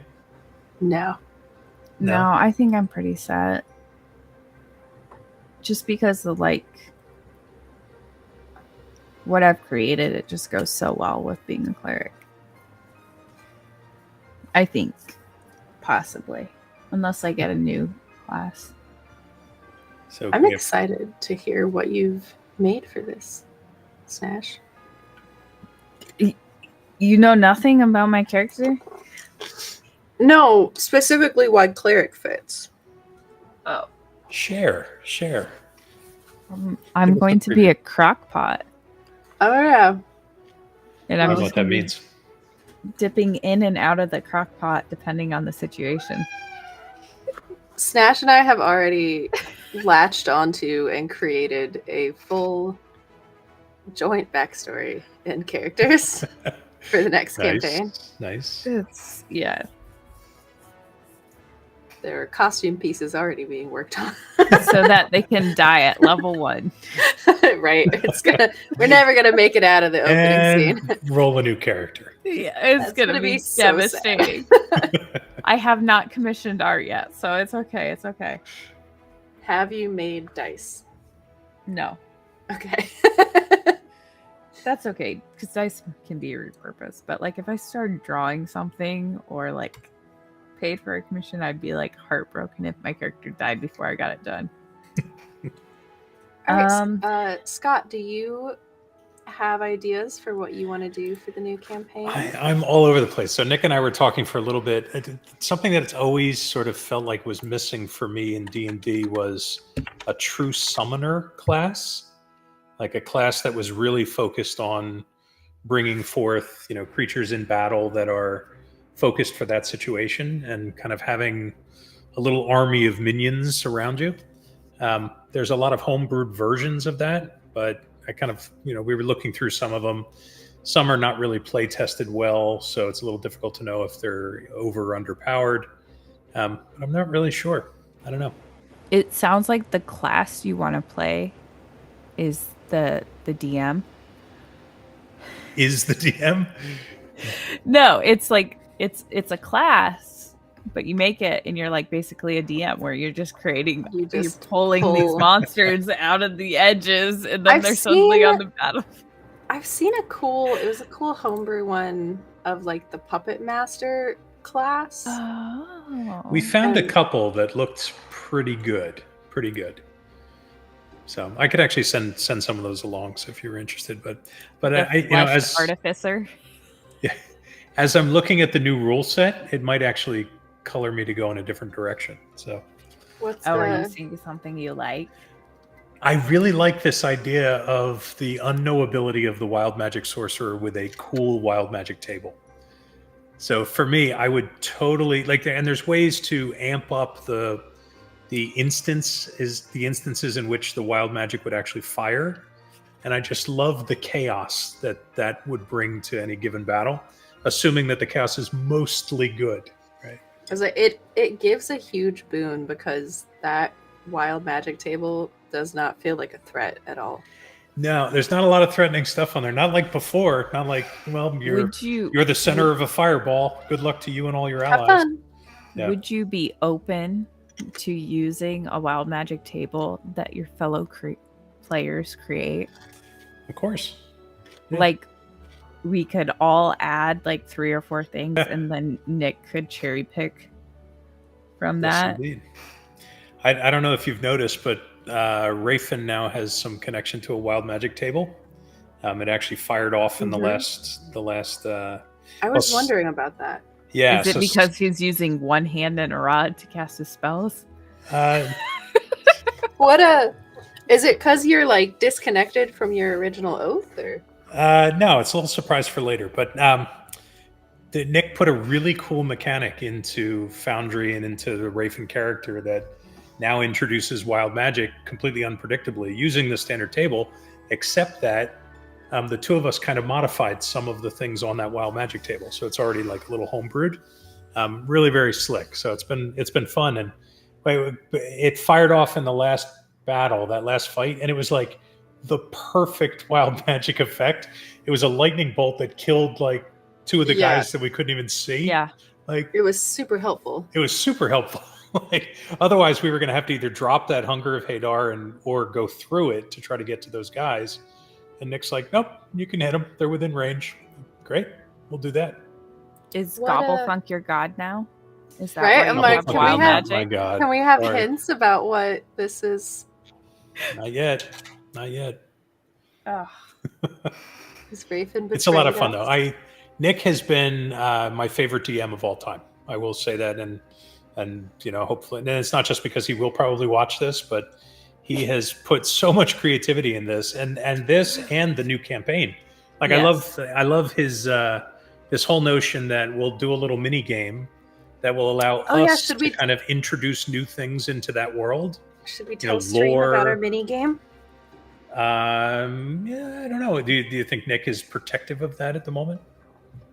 I know that he didn't want us to talk too much about the lore that he's created, just because it's going to change so much. Yeah. But I think I think that's just such a cool concept. But come up with a very creative way to let us have a say in the creation of this new world that we're going to be entering. And basically, we take turns adding a detail, and then everyone can add on to that in turn order. So everyone gets a chance to say, okay, I'm putting this piece of lore into this world. And everyone can add on like, oh, I like the sky is purple. That's your lore. Okay, but then the clouds are pink. I'm going to add into that. Like, Yeah, it could be a geographic feature, could be an event, a legend, a particular creature or character. But it's something. Yeah, I mean that's such a cool idea because it allows us to be participatory in the world that we're all going to inhabit for a while. Nick will of course be the puppet master that pulls it all together and makes it all livable, but it's pretty neat. It gives really us cool concept. Because he created Martyria, right? And then we all joined as characters with backstories.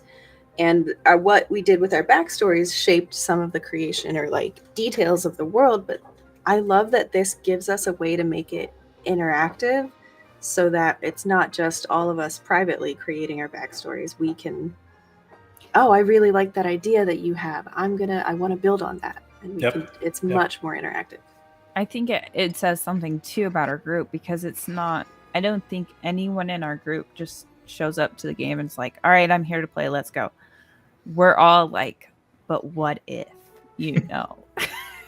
like we all have these amazing creative concepts like in our brain and we're like constantly pouring them into the game through either our characters or our backstories. But now we're like dipping our hands into the world creation, but doing it as a full unit that we're all going to play in. So it's like, I don't know, it feels so nice.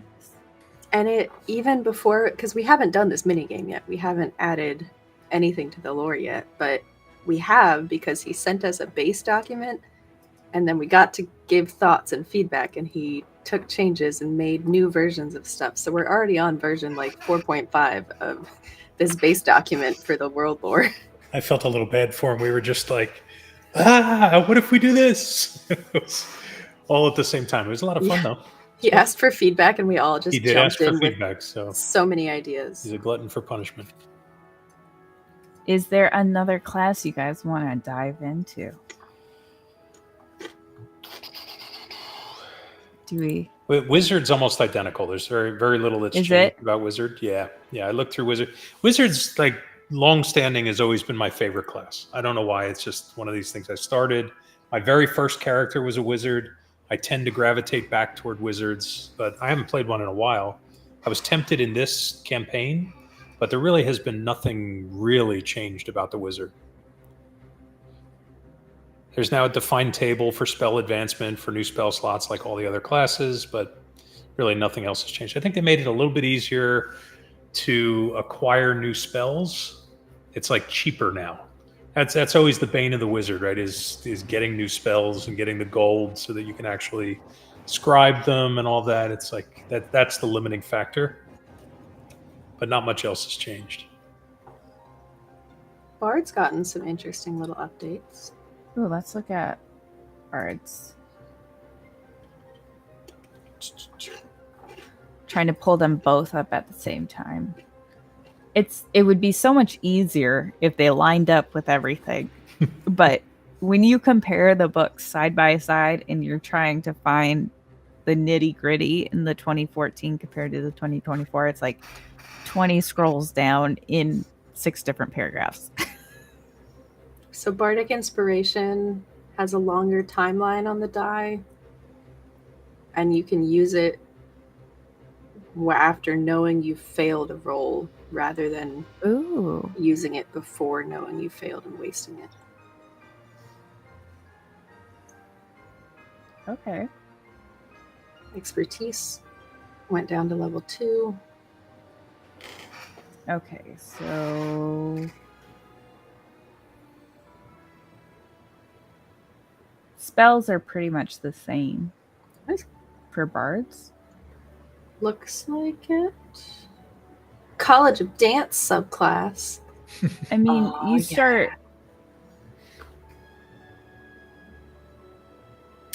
Our Are You bards one of jump a little. You jump a little on level from 4 to 5. You get an extra prepared spell. If and we ever get to a high level campaign at level 20 for bards, you just automatically know for free prepared power word heal and kill. Wow. And you can use both of them against 2 creatures. Beautiful. Bards are scary. Bards got a little scary, but that's level 20, so there it's, the demigod bard. But Are bards one of the classes that get weapon mastery feature? no, Or not? Okay. You have like expertise instead. But they don't get like the fun little bonuses on certain Let's weapon see. classes? no. Ranger is. Ranger's one of them. Ranger got has one. Yep. All right, Bards are more spellcasters here. I gotta look at this College of Dance. Ooh, counter charm. Yeah, that was. Is that new? I've never played a bard. I don't think it's new. The change that I'm seeing is it works as a reaction without spending your action first. What is the language between the two? So you get expertise at level 2 Second instead and of 9. level 3. Yeah, Instead and then of again, 3rd 9. and 10. Yeah, that's cool. Okay, so counter charm but it was at 6th level and now it's at 7. What did they Oh, get you at don't 6? get nothing. You just get a level of. Oh, it's got to be a subclass thing then. Yeah, you get a subclass boon at 6. It's like they can't just do nothing.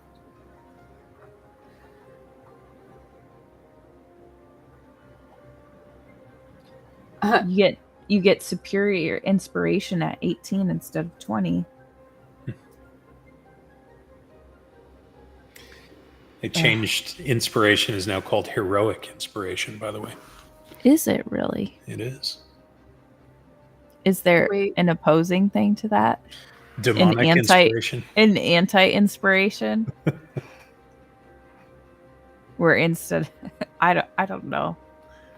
What would that even be? Just disadvantage on something on Cowardice purpose? inspiration. Cowardice. Inspiration and insult. That's it. We're homebrewing it right into the new campaign.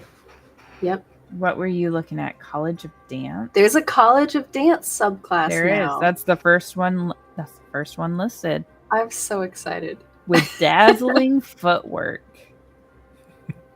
I think this is why I've never played a bard, because I never want to be the guy that's called. Charismatic. Well, sure, that's totally me. Aren't But you a paladin? Paladin, but I never want to be called out by the DM to role play sing. like the song in the tavern. Come on, sing us that song. Go ahead. I finally have a subclass that is close to my real life. Yes. Inspiring movement. Dazzling footwork. Oh man. Remind me what you're playing in the new campaign? Nothing official. So Effigian Warden is Warden, okay. what Yep. I'm planning. Oh Which my is a God, lovely homebrew class. The artwork for College of Glamour, Yes. phenomenal. That is amazing. That's A glam rock elf playing a lute. yeah. Yes. That's some 80s like high hair band hair going on. It's fucking amazing. I hope she plays Hot to Go. Mantle of Majesty. This is D&D. I'm gonna work This it is in player somehow. handbook release day talk, okay? We're gonna get copyright. I didn't sing it. I just did hand movements. You can have 5 seconds of copywritten material. Oh, without all me being this fun. art in this book is Ah, phenomenal. yes. This is amazing. Oh. Yeah, they definitely have a good balance. Oh, oops! I scrolled too far. What is? Oh, It's the cleric. I wonder if it. No, it does. It's not lined up. In let's the see other what book. cleric has. All right, come on, Will don't. Snash I'm actually I'm play a honestly scared to look at this because it might hurt my feelings. Well, you get to choose between Marshall and Caster, regardless of your domain. That's kind of cool. Okay.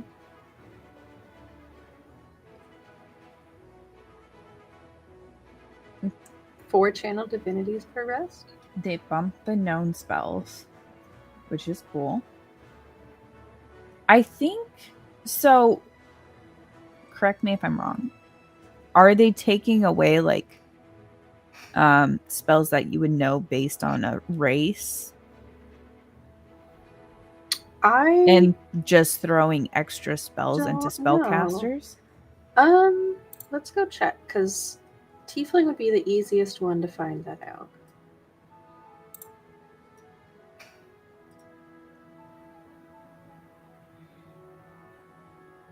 I have to imagine that's still there. No, they still have, like, species spells. Yeah. Yeah, they still have innate spells. Okay. They took away stout halflings. Okay. I was just wondering if there was a reason why they have like an extra. They're like adding spells to everybody. Mm-hmm. Seer undead. Okay. Okay, hold on. Don't get ahead of me. I'm sorry. I'm looking at the clerics now. Oh, I know. I'm getting. All right. Dash is getting all hot and bothered about the cleric changes. Okay. All right. We got normal. Instead of domain, you have an order. You still get your channel divinity. Cool beans. Well, you still have a domain. As a magic action? Yes. I did see that in the terminology change. Hang on. That was a weird thing. Actions which are magic and therefore don't work in anti-magic fields will include text like as a magic action to specify that you are using magic. So that takes away the confusion of like, oh, does, this racial innate ability count as a magic thing for yes, because like I'm not using a spell. Like it's not a spell. Does this count as magic? It's a feat. Yeah. Yeah. Okay. That's kind of sucks. But okay. It takes away your chance to persuade the DM in your favor. Which, by the way, I'm seeing that you can play as a half-elf, half-orc, whatever, but you have to actually choose which of the parent species best represents your character. Mechanically, you will actually just be that parent species. Be that, but for flavor purposes, you're described as a mixed heritage character. That's kind of what Nick did, where he was like, you choose like you're always mixed with something and then you choose traits from that side or whatever. Right. Well, I mean, he did it a little. Not to be nice to Nick on stream, but I think I like the way he did it better because you could pull traits from both sides versus just like You're one such a main. You could cherry pick and you can pick the best things from each species. I definitely didn't do that. Not at all. No, I wouldn't choose fire resistance, hellish rebuke, and a 4-hour rest. Oh my god, Laura Bell's build was broken. Incredibly broken. By the way, orc is now a base race or base class, base species. So that was not a base one before. It's a species, not a monster. I know.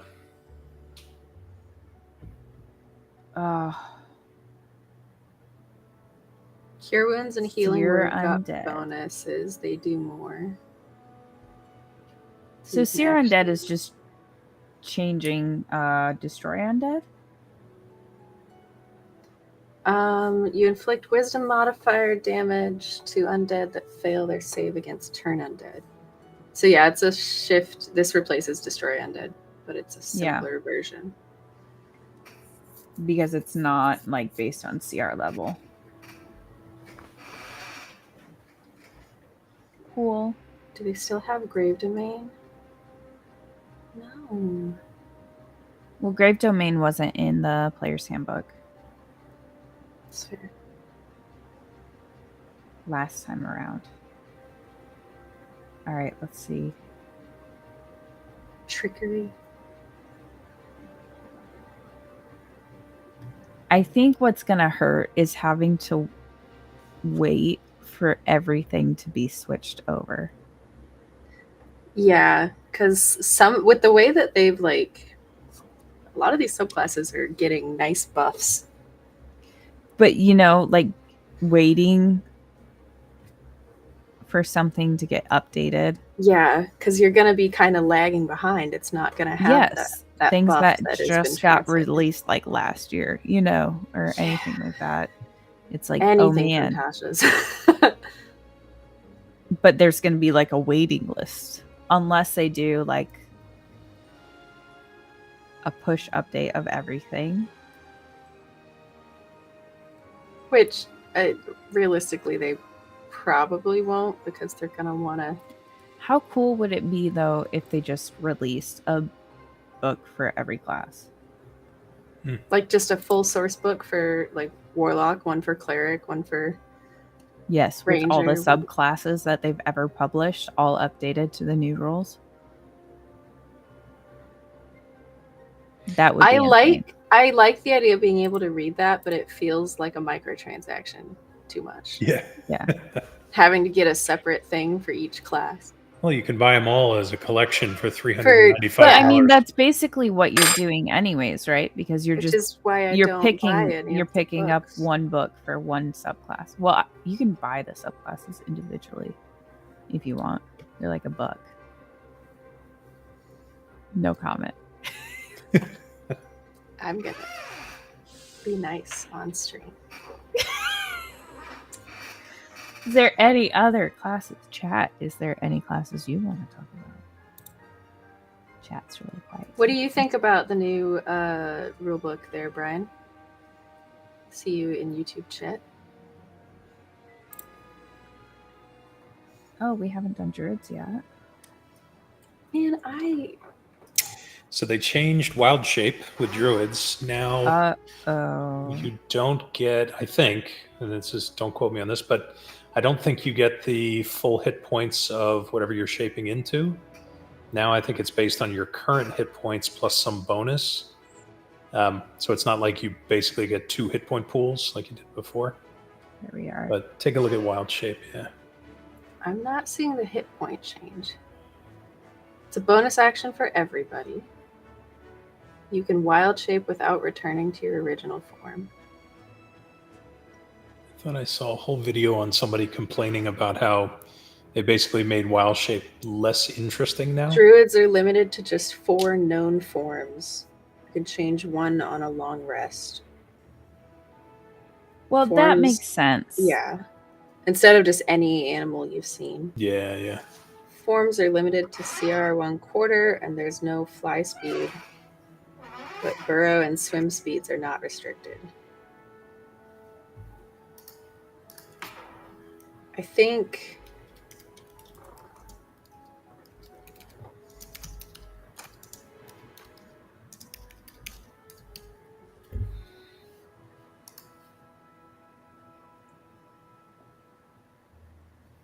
oh. You use your own hit points in wild shape. Okay, I that's assume you gain a number of temporary hit points equal to your druid level. Yeah, I That think is that's the big change, huge right? change. So it's not I'm now a bear and I get the bear's hit points, and then when I go to 0 as a bear, I shift Aw, back. But that's the Damn. bonus of The like circle that's of the moon? Yeah. Oh, man. That was the bonus. That was the broken ass bonus. where does okay, Right I here. don't like that at all. What does it say about it? I can't read it, Snash. I'm so sorry. When you So- assume wild shape form, you gain a number of temporary hit points equal to your druid level. Yeah. Because That's it's not saying you get. Does it not say? I guess technically it doesn't say you don't It technically, get like, you could The- break it and say you get the temp on top of the V shape. it doesn't But- say you don't get the HP of your wild shape form. So, let's compare it to the old. I think that would be beneficial.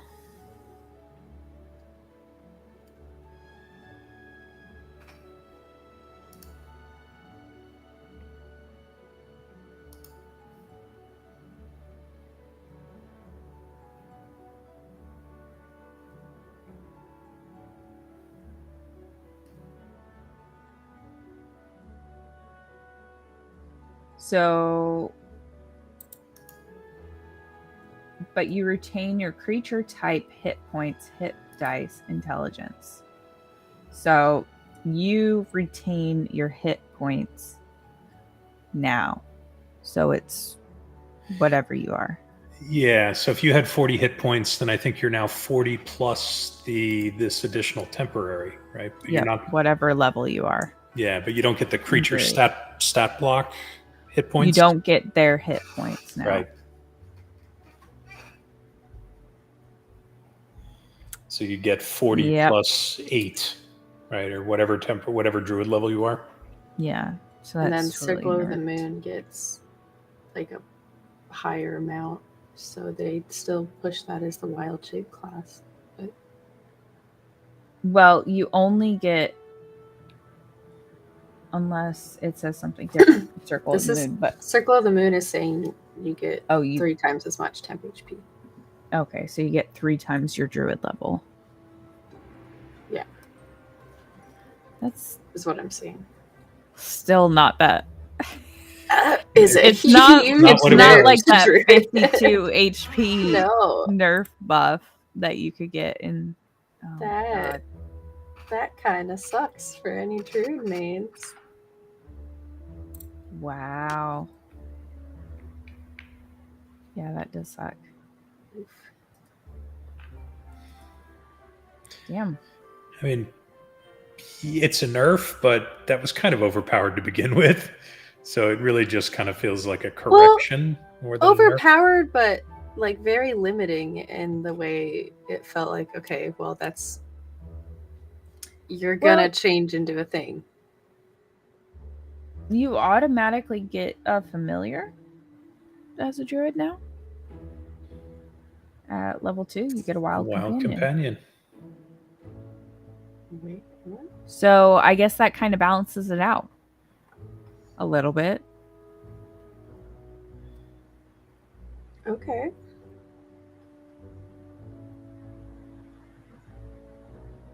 That seems pretty cool.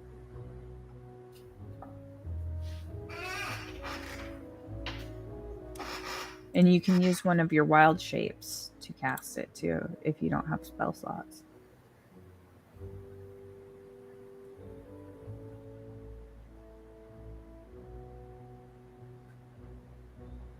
Oh, it's not persistent though, right? So it disappears on long rests. You got to recast it. Mm-hmm. It's a nature spirit that comes forth to aid you. The circle forms. So under Circle of the Moon, circle forms instead of like combat wild shape. That's interesting.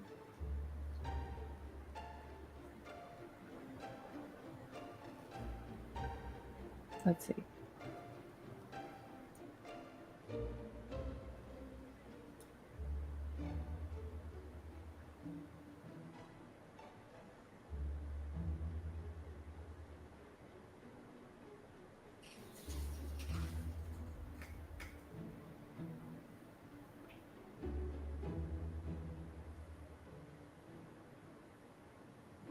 Because you don't get the like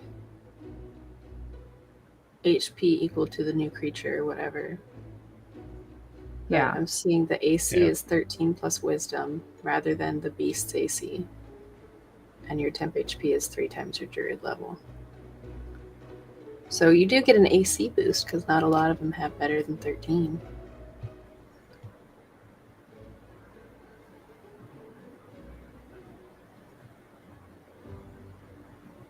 It is definitely less attractive to play a druid, though, isn't it? Yeah. Yeah, did a little not- bit. They did not change Circle of Spores. Cortinius is fine.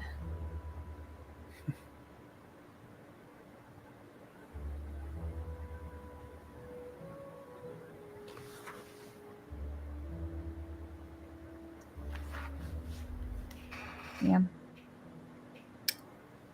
Circle of the Sea is new. Hell yeah. We get at least one exciting new subclass. What did that replace? It's just new. Was there a Circle of the Land? Yeah. Yeah. So before they just had what? Circle of the Land Moon. Moon. Stars, I think. as base.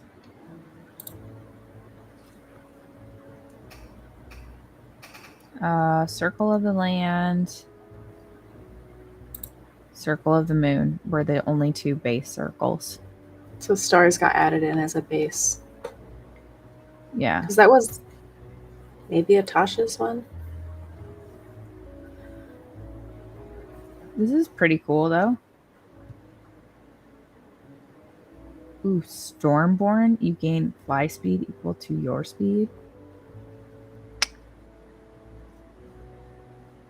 So not only are you probably dope in water, but you're dope in the air too. Oceanic Gift.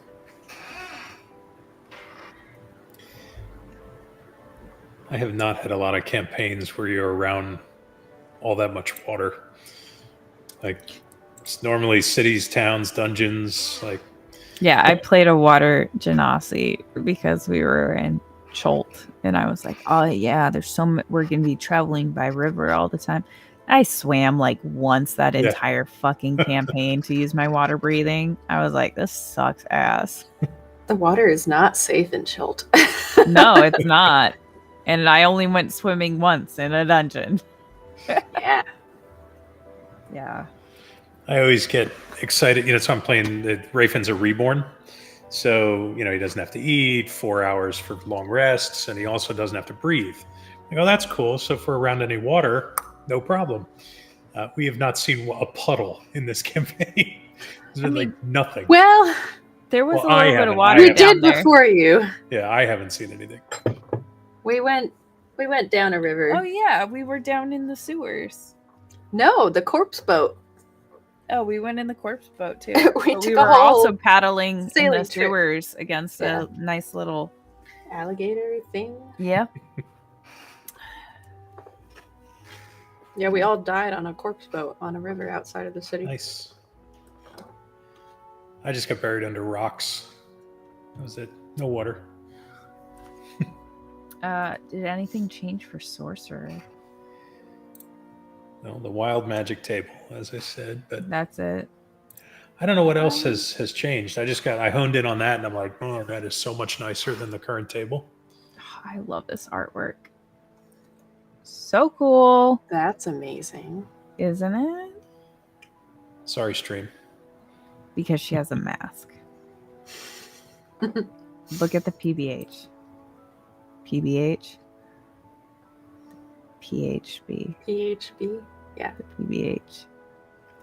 Thinking PBS. Sorry, guys. No, I thought you were thinking of peanut butter. You get more spells as a sorcerer. Innate sorcery is a new thing. Is it? Spend a bonus action. Yeah. I think so. Where are we at? Level 1. Level 1.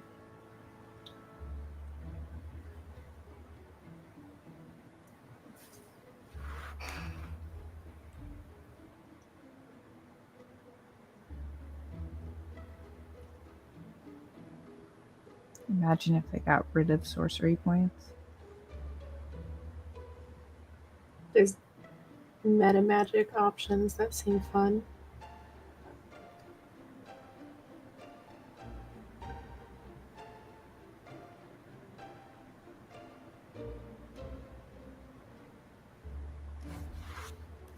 Ooh, they made them a little bit more like warlocks. Sorcerer's Restoration at 5th level. That's what I was just looking at. I was like, damn, I don't have that. It was previously Sorcerer Restoration, or Sorceress Restoration was at 20th level. You regained 4 expended. Oh, that dropped really far. But it's Wow. like changed. Because Yeah. now it's Now it's half your sorcery level. On a short rest. on a short rest. Yeah. So basically, they're like, you guys don't have to multi-class anymore. We know that making Sorlocks. We know that's all you do. You only make coffee locks, so you only have to sleep a little bit to get your spell slots back. Here you go. Now you can stay in the same class and do the same thing. I am going to single class this new campaign. I want to see what it really feels like at some of the mid to upper levels. Sitsu is the closest to just straight class that I've played in a while, because she only has 1 multi-class level.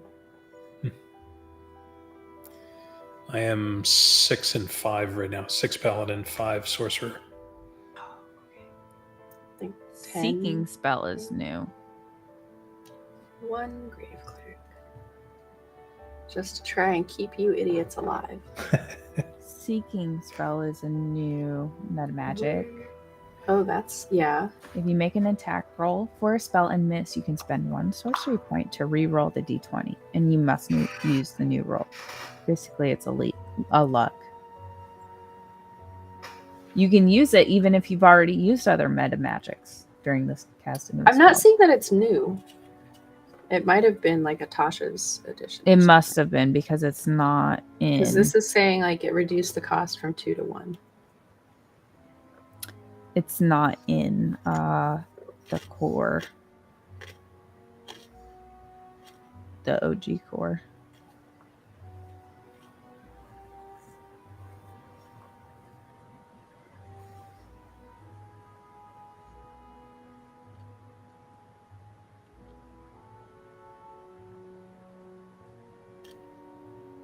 A heightened spell is fun. Yeah, They that made it cheaper. And it disadvantage on all saves against the spell. Transmute spell? I don't think it changed, or is it not in there anymore? It's not in the OG. I think they just kind of push some things around. Oh, they kind of fucked up Twin Spell.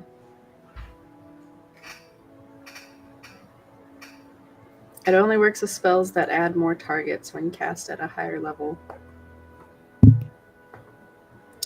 No more Twin Haste.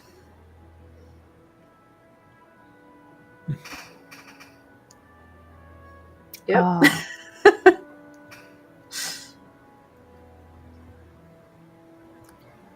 Oh, man. That's my favorite, too.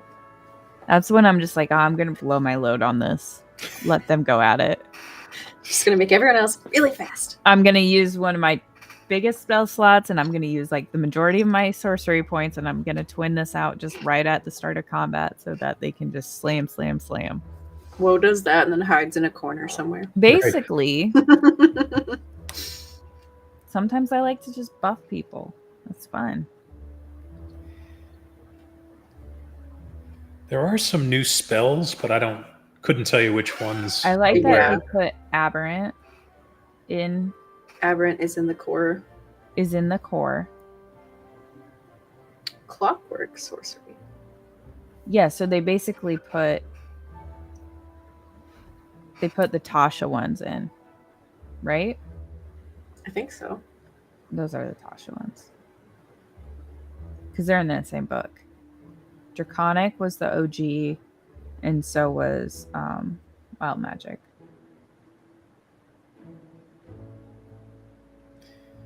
So they basically gave you 4 options instead of 2, which is really cool for sorcerers.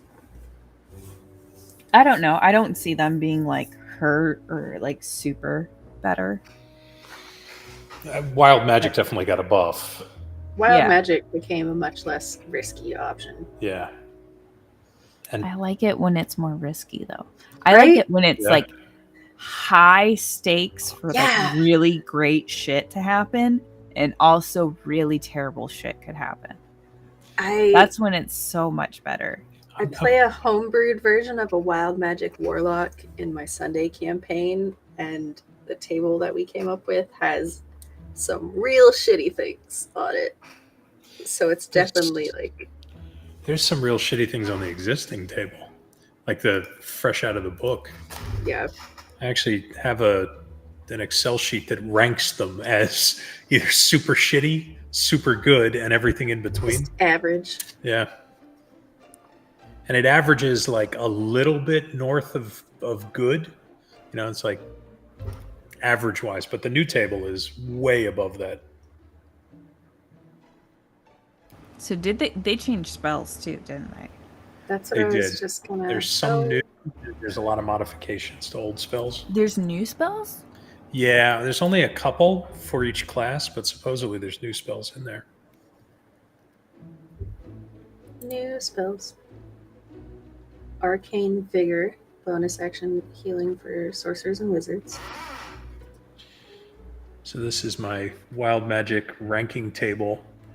So the worst, fireball on yourself, cast confusion centered on yourself. Each creature, well, this could be positive or negative, but each creature within 30 feet of you becomes invisible for the next minute, which, you know, if you're in the middle of a crowd. Depending on the situation. Right, so it could be positive, could be negative. You cast polymorph on yourself. Yeah, those are like the super bad ones. But there's some good ones. Balance it out. Not bad. Befuddlement is a new spell. Kind of. They renamed Feeblement.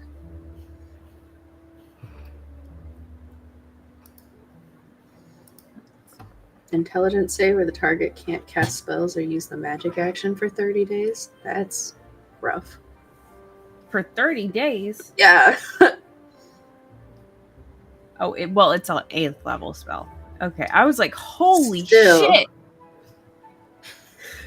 That's pretty dope. A lot of high CR enemies are spellcasters and have bad intelligence, so that's a pretty good. Yeah, we're just going to fuck you up. I'm going to be back in 2 weeks, and you're still going to be fucked up. Yeah. You're going to remember me. Yeah, but you could also use it on punishment on a fellow player. Totally. Why would you immediately jump to making that PvP? Because she's whoa. Because how funny would that be to fucking like snip the balls off of another player for Snash, 30 we're days? supposed to be playing as allies in the next campaign. Why are you doing I'm this? not playing a bard, a druid, a warlock, or a wizard, so you have nothing to worry about. But I have to worry about other things now, clearly. Well, it could be ended by a greater restoration healer wish. So Yeah, just throw out a 9th level spell to just get magically rid of a castrate 30-day someone. condition. Yeah. That's pretty dope though. What an arbitrary time amount. 30 days. Like, that just seems very funny. I mean, to I me. guess because they can't say 2 weeks or something. Because Or a month, yeah. what is No, but like, how many campaigns do you actually sit through a full month of time? Well, I mean, sometimes you when you're further on, you can say yeah, we stay and study for 2 weeks. My college buddy campaign in World has going on like 2 years. In world, yeah. Mm-hmm. There's a That couple all- of there's a couple Go of ahead. wizard spells where that tower spell, if you cast it and repeat the cast every week, it becomes permanent after a year. Mm-hmm. Like, who the fuck's hanging around in the same spot for a year? Like Not every there's a- campaign is concentrated into 4 days. There's a That's right. cleric spell like that where you just have to go for like an The- entire year. The temple, Yeah. yeah. Fount of Moonlight is another new spell. Fount of Moonlight. Is it based on something else? It's a bard and a druid spell, I think.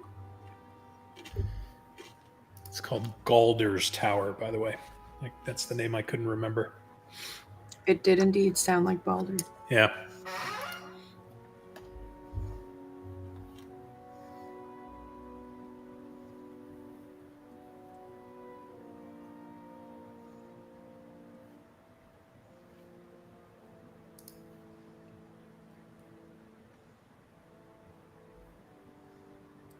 Oh, there's a fun spell name. Jalarzi's Storm of Radiance. It's another new one.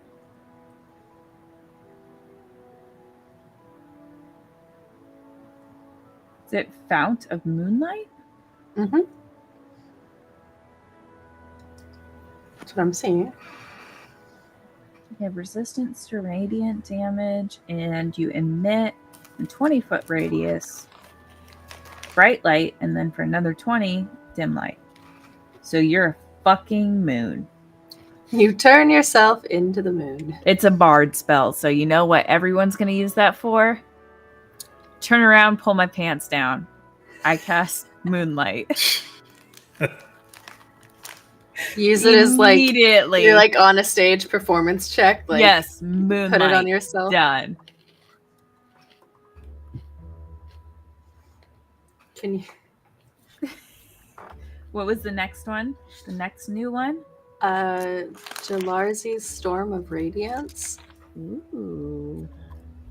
It kind of seems like there's a cleric spell with like this, like you have a spirit guardians, I think. Kind of feels like that. It's called passive.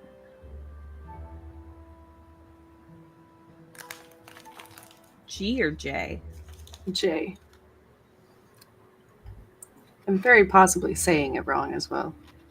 It's okay. Oh, I have bad hearing. JALL.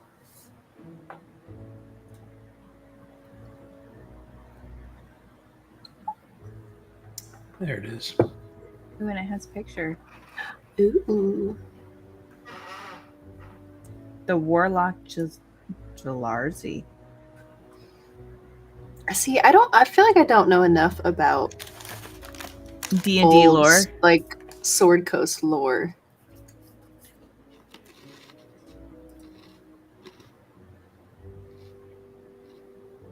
The closest I have is I've read some of the Drizzt novels. But we're not often in the Underdark. That's pretty fucking OP, though. They're blinded and deafened, and they can't cast spells using a verbal component, which is like Pretty much all 90%. spells. Silence, but it follows you around. That's beautiful crowd control. And it does damage if they're in the area. 10-foot radius, 40-foot high cylinder. I think it is like Spirit Guardians where you can designate an ally. Kind of feels like, what is that? Moonbeam? Yeah. Yeah. But that takes an action to move around, right? Moonbeam. Mm-hmm. Sorceress Burst is also a new one. Sorceress Burst? Yep. And then I skipped over one.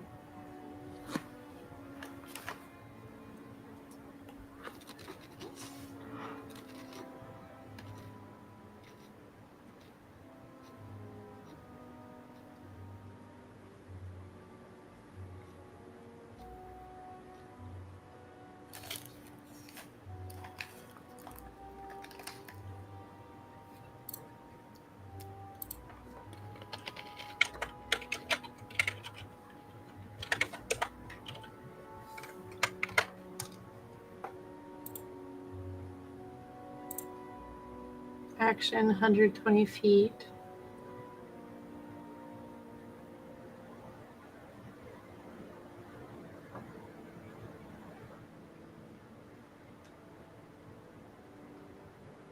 Cast sorcerer's energy at one creature or object in range. Make a ranged spell attack against the target. On a hit, take 1d8 damage. Acid, cold, fire, lightning, poison, psychic, or thunder. Oh, it's a cantrip. It's like if Eldritch Blast and Witch Bolt had a baby. Yeah, or chromatic orb, where you get to choose the Oh, damage type. God. What is... Yeah.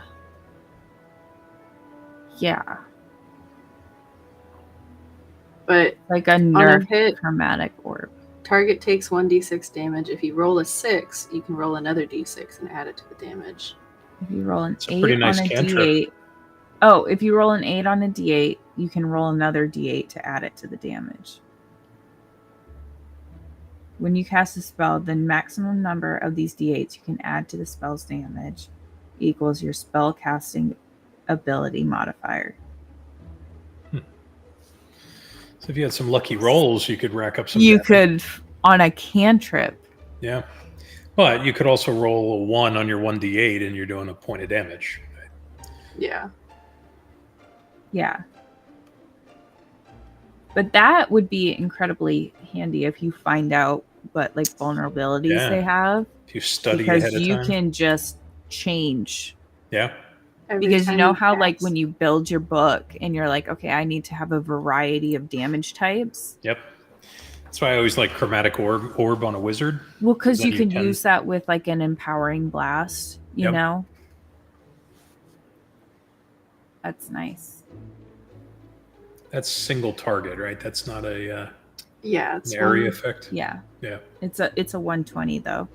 So, Yeah. That's You good. got a wide range on that one. and it increases at level 5, 11, and 17 as well. Elementalism is the only. You can other twin spell it use. too.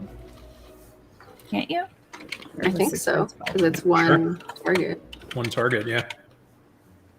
Oh no, but it has to be something that you can upcast to twin spell it.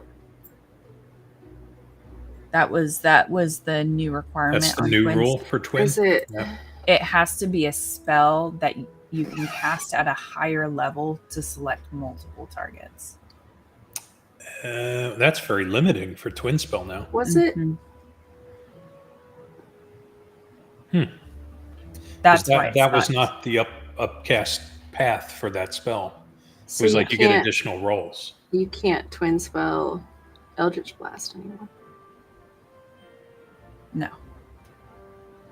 You Or- can't technically. well, you can't twin spell. So Eldritch because you Blast. get more blasts at higher levels with the cantrip. But it has to be something that you can upcast to get additional targets. Yeah, that's really limiting. I don't think I would take twin spell anymore. No. That kind of fucks it a little bit. Yeah. What is elementalism? What is the other? New I would- spell? Really like for them to like release. I bet you someone on the internet's already done it. Release What? a Cliff Notes version where they go through and they highlight anything that's new and they highlight Like a comparison. anything. Yeah, yeah. That is exactly what I have here for notes. There you go. Here you go. Now you have a link. But like to when you're looking through the description of the spells, yeah, this has sorry stream, I'm cheating. This has a list of all the spell changes. Currently incomplete because there's a lot of spells, but it's complete up to L in the alphabet.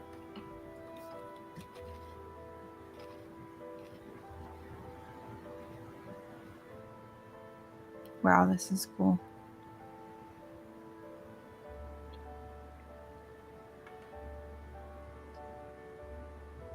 Yeah, there are a lot of changes. So we really are just gonna have to, like, next campaign, it's gonna be like, fuck, what does that spell do now? Yeah. How do you guys feel overall about it? I mean, there's good and bad. I'm excited to try something just for the fact that it's new, it's different.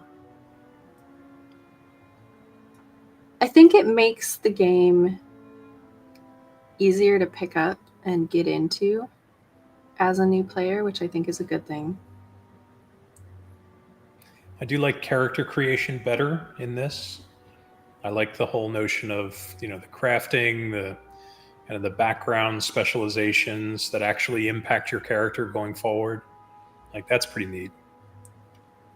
I think I like the simplicity of it, and where it breaks down a lot of the things that have had debates amongst the community, like the magic action. I really like that because it just makes it so much clearer. It does feel like a lot of what they've changed is adding or fixing issues that, like, the community has been harping on for a while. So it does feel like they listened, which is or nice. things that people have been abusing to the point that DMs ban it at their their table. Or just became homebrew standard. Like potions are now bonus actions. Yes. Like that. Yeah. Yeah. Yeah, I'm excited. I don't think it's like the worst thing that's ever happened. That's for sure. No. And I think anything that's really seen as a nerf, if I really took a step back and looked at it, I'd probably say, yeah, it probably needed to happen anyway. I bet if you like laid everything out on a board, I think it really just helped classes kind of sit more level. It brought where it a lot was of a really big good nerf, like in the wild shape, it just kind of took it back down to the Evened other out the spellcaster progression. levels. Yeah. It brought a lot of really good, like you said earlier, Snash. Marshall's going to be fun to play again. Yeah. You can do more cool stuff with it. Your character sheet is a little more complex than I have 2 different hack types and of weapons. slash. Yeah, and 3 attacks. You could almost see some of those martial classes and weapon specialties adding an element of crowd control to some of those characters. Yeah, with some of those like weapon mastery feats. Like one of them was it knocks you prone if you get hit with them. Push back 10 feet with the shove one or whatever. Yeah, and especially if you're you're a fighter with 2 attack actions. I'm going to knock this guy over. I'm going to knock this guy over. I'm going to clonk this guy. Well, and like the changes with dual wielding stuff, like Snash said earlier, if you have the one where you can give yourself advantage and then you give them disadvantage. Yeah. I think it encourages a lot more creative play. Certainly in the melee classes, yeah, for sure. Jeez, like if you had someone like that and then we didn't even look through the feats. Yeah, but like you could have someone who has like Shield Master too, and they basically their entire time would be like fucking knocking people on their ass 24/7. Which is one of those things that like frequently gets homebrewed into games, and now it's just as an option. Hey, we wrote it down for you. Yeah. Are there any new overall feats? Positive? That's what I want to see. Are there new feats? General feats. I think there are new feats. Athlete now gives you an actual climb speed. Charger was completely reworked. 4 styles of feats? No. Yeah.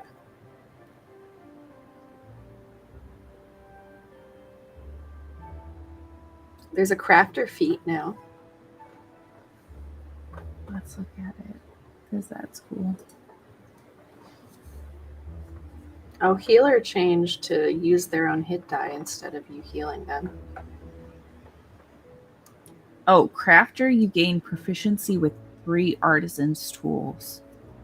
Which actually have some meaning now, because there's crafting mechanics. Oh, okay. You could craft a ladder. I'm like, who the hell's just carrying around a ladder? That's your artisan tool. This is my tool. This is my ladder. This is not the crafter feat. This is the hyperfixation feat. Yes. Okay, right now I'm really into making my own daggers. I'm also weaving a new cape, and I built this chair. Like, that's super cool. So Ruby was talking about trying to play some like culinary focused. There character, is right? a chef. Like a chef, yeah. Yeah, chef is now a feat. That's They- cool. They nerfed Lucky, kinda. Actually, yeah. Replenishing meal. As a part of a short rest, you can cook special food if you have ingredients and cook's utensils on hand. You can prepare enough of this food for a number of creatures equal to 4 plus your proficiency bonus. At the end of the short rest, any creature who eats the food spends 1 or more hit die, regaining hit points. Regains an extra 1d8 hit points. So basically, it's like Extra extra healing. special. Didn't I think Kale had that feat? Bolstering treats within 1 hour of work, or when you finish a long rest, you can cook the same thing. Cook treats, and they last up to 8 hours after being made. A creature can use a bonus action to eat a treat to gain a number of temporary hit points equal to your proficiency bonus. Nice. So it's like a little cookie machine. Yeah, I'm gonna eat a bag of cookies That's right before we go cute. into this fight. It's cool. Lucky now just gives you advantage or disadvantage on an attack versus re-rolling. Did they do anything Oh. to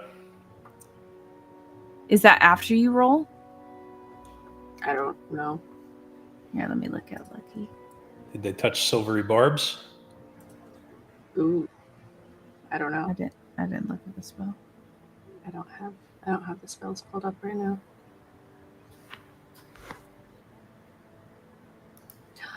Did they take away luck as a halfling trait too? Hang on. You can spend 1 luck point to give yourself advantage on the roll. Or When you're disadvantage on an attacked, attack yeah. against you. So yeah, But it's before It you says roll. when you roll for a test, you can spend. So that's basically it's like using inspiration. That attack, kinda ability sucks. save, or ability check or saving throw. Kinda sucks. But yeah, I'm not a huge fan of that one. There's a musician feat now. Let's look at it. Instrument training. You gain proficiency with 3 musical instruments of your choice. Hell yeah. Encouraging song. As you finish a short or long rest, you can play a song on a musical instrument which you have proficiency and give heroic inspiration to allies who hear the song. The number of allies you can affect in this way equals your proficiency bonus. So it's like a bard version of inspiring leader. Yeah. That's pretty nice. Because you can just fucking do it every single rest. Yeah.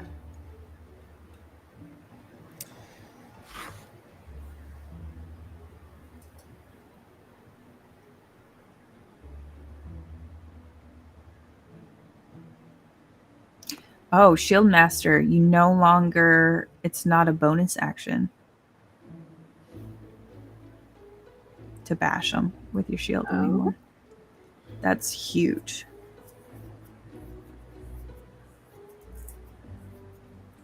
You just hit them and then you knock them back automatically with your shield. It's like one of those proficiency features. Yeah, Yeah. that's really nice.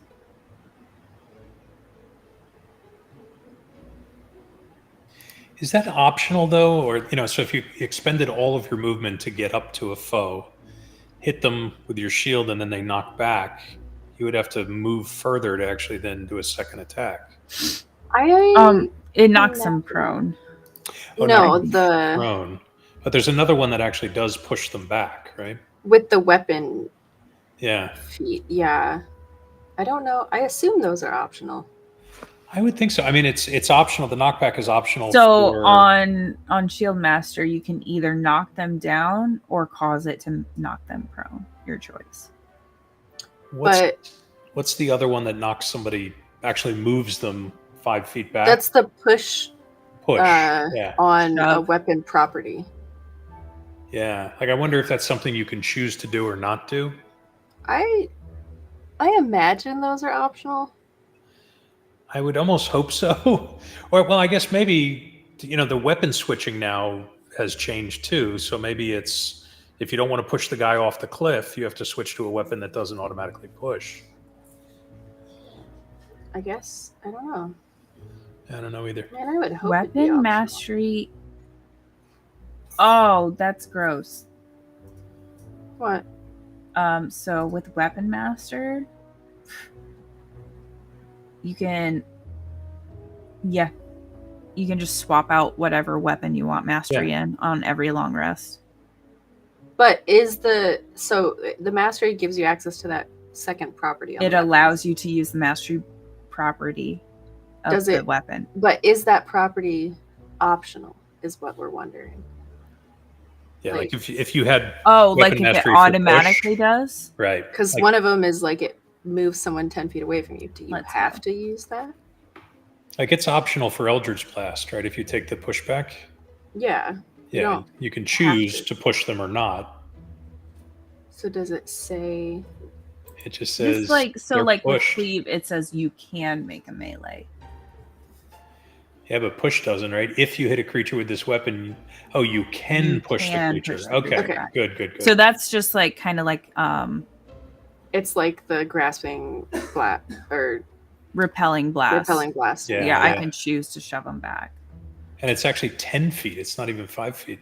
That's cool. Yeah, so it's like a repelling blast, basically. Yeah. For your sword. I was also looking at, oh my gosh, Warcaster.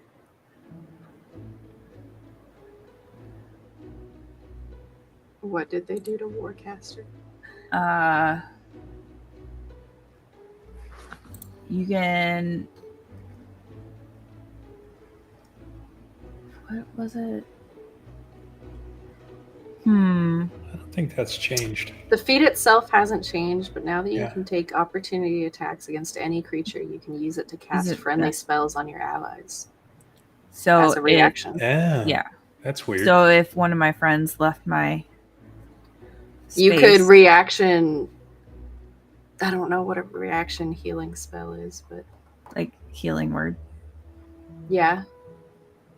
Because so you could cast a spell as a reaction. Or if you're running away from me, I can throw out Cure Wounds. Yeah. Because it doesn't have to be a spell with a casting time of 1 reaction, right? It can be an action spell. Or yes. Yeah. Correct. You could there's so much you could do. You could slap a blur on someone. Make them invisible. Yeah. That would be really great if someone's like really hurt and they're running away from the fight. You can slap them. They can run past invisibility. You.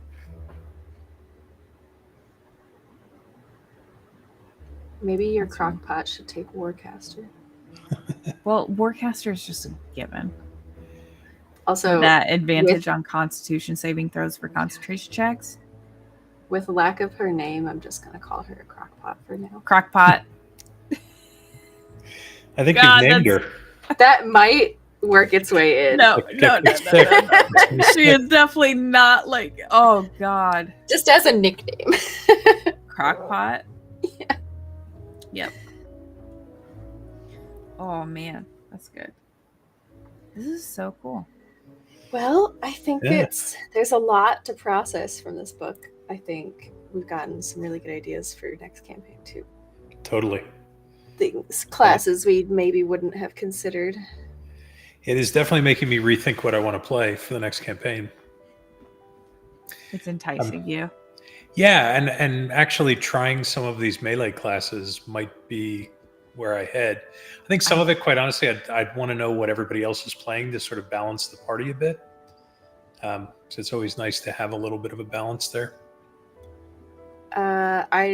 Snash is playing a caster. I'm playing like Yeah. tank. Yeah, so I don't know what. I'm assuming Ruby's going to be a caster as well. If she's trying to play the chef thing. well, we got plenty of time. Unless Nick kills us We next week. have an undetermined amount of time. That's true. 'cause Well, if he kills us in this campaign, we have backup characters for this campaign who can play the last 4 episodes. Can you Right. imagine last episode of Martyria? I finally get to bring out Laura Bell. Yeah. Nobody of anybody. would be happy I just keep regurgitating Like a Rafyn. level 14 Lorabelle. about that. Who is sworn to change. She's like, all right, I've had enough of this shit. I gotta get out here. All right, well, I need to head Thanks. off. Yeah, thanks for tuning Yeah, in, stream. thanks. No, it was different, but Wanted to still get something out there, have a chat. hang out. Next week, we are back in Martyria with Nick's return. Fingers crossed we stay there for a little bit. More and, than don't 2 just more die sessions. immediately. Don't speak so quickly. Okay, good night, stream. All right. Thanks, everybody. Bye.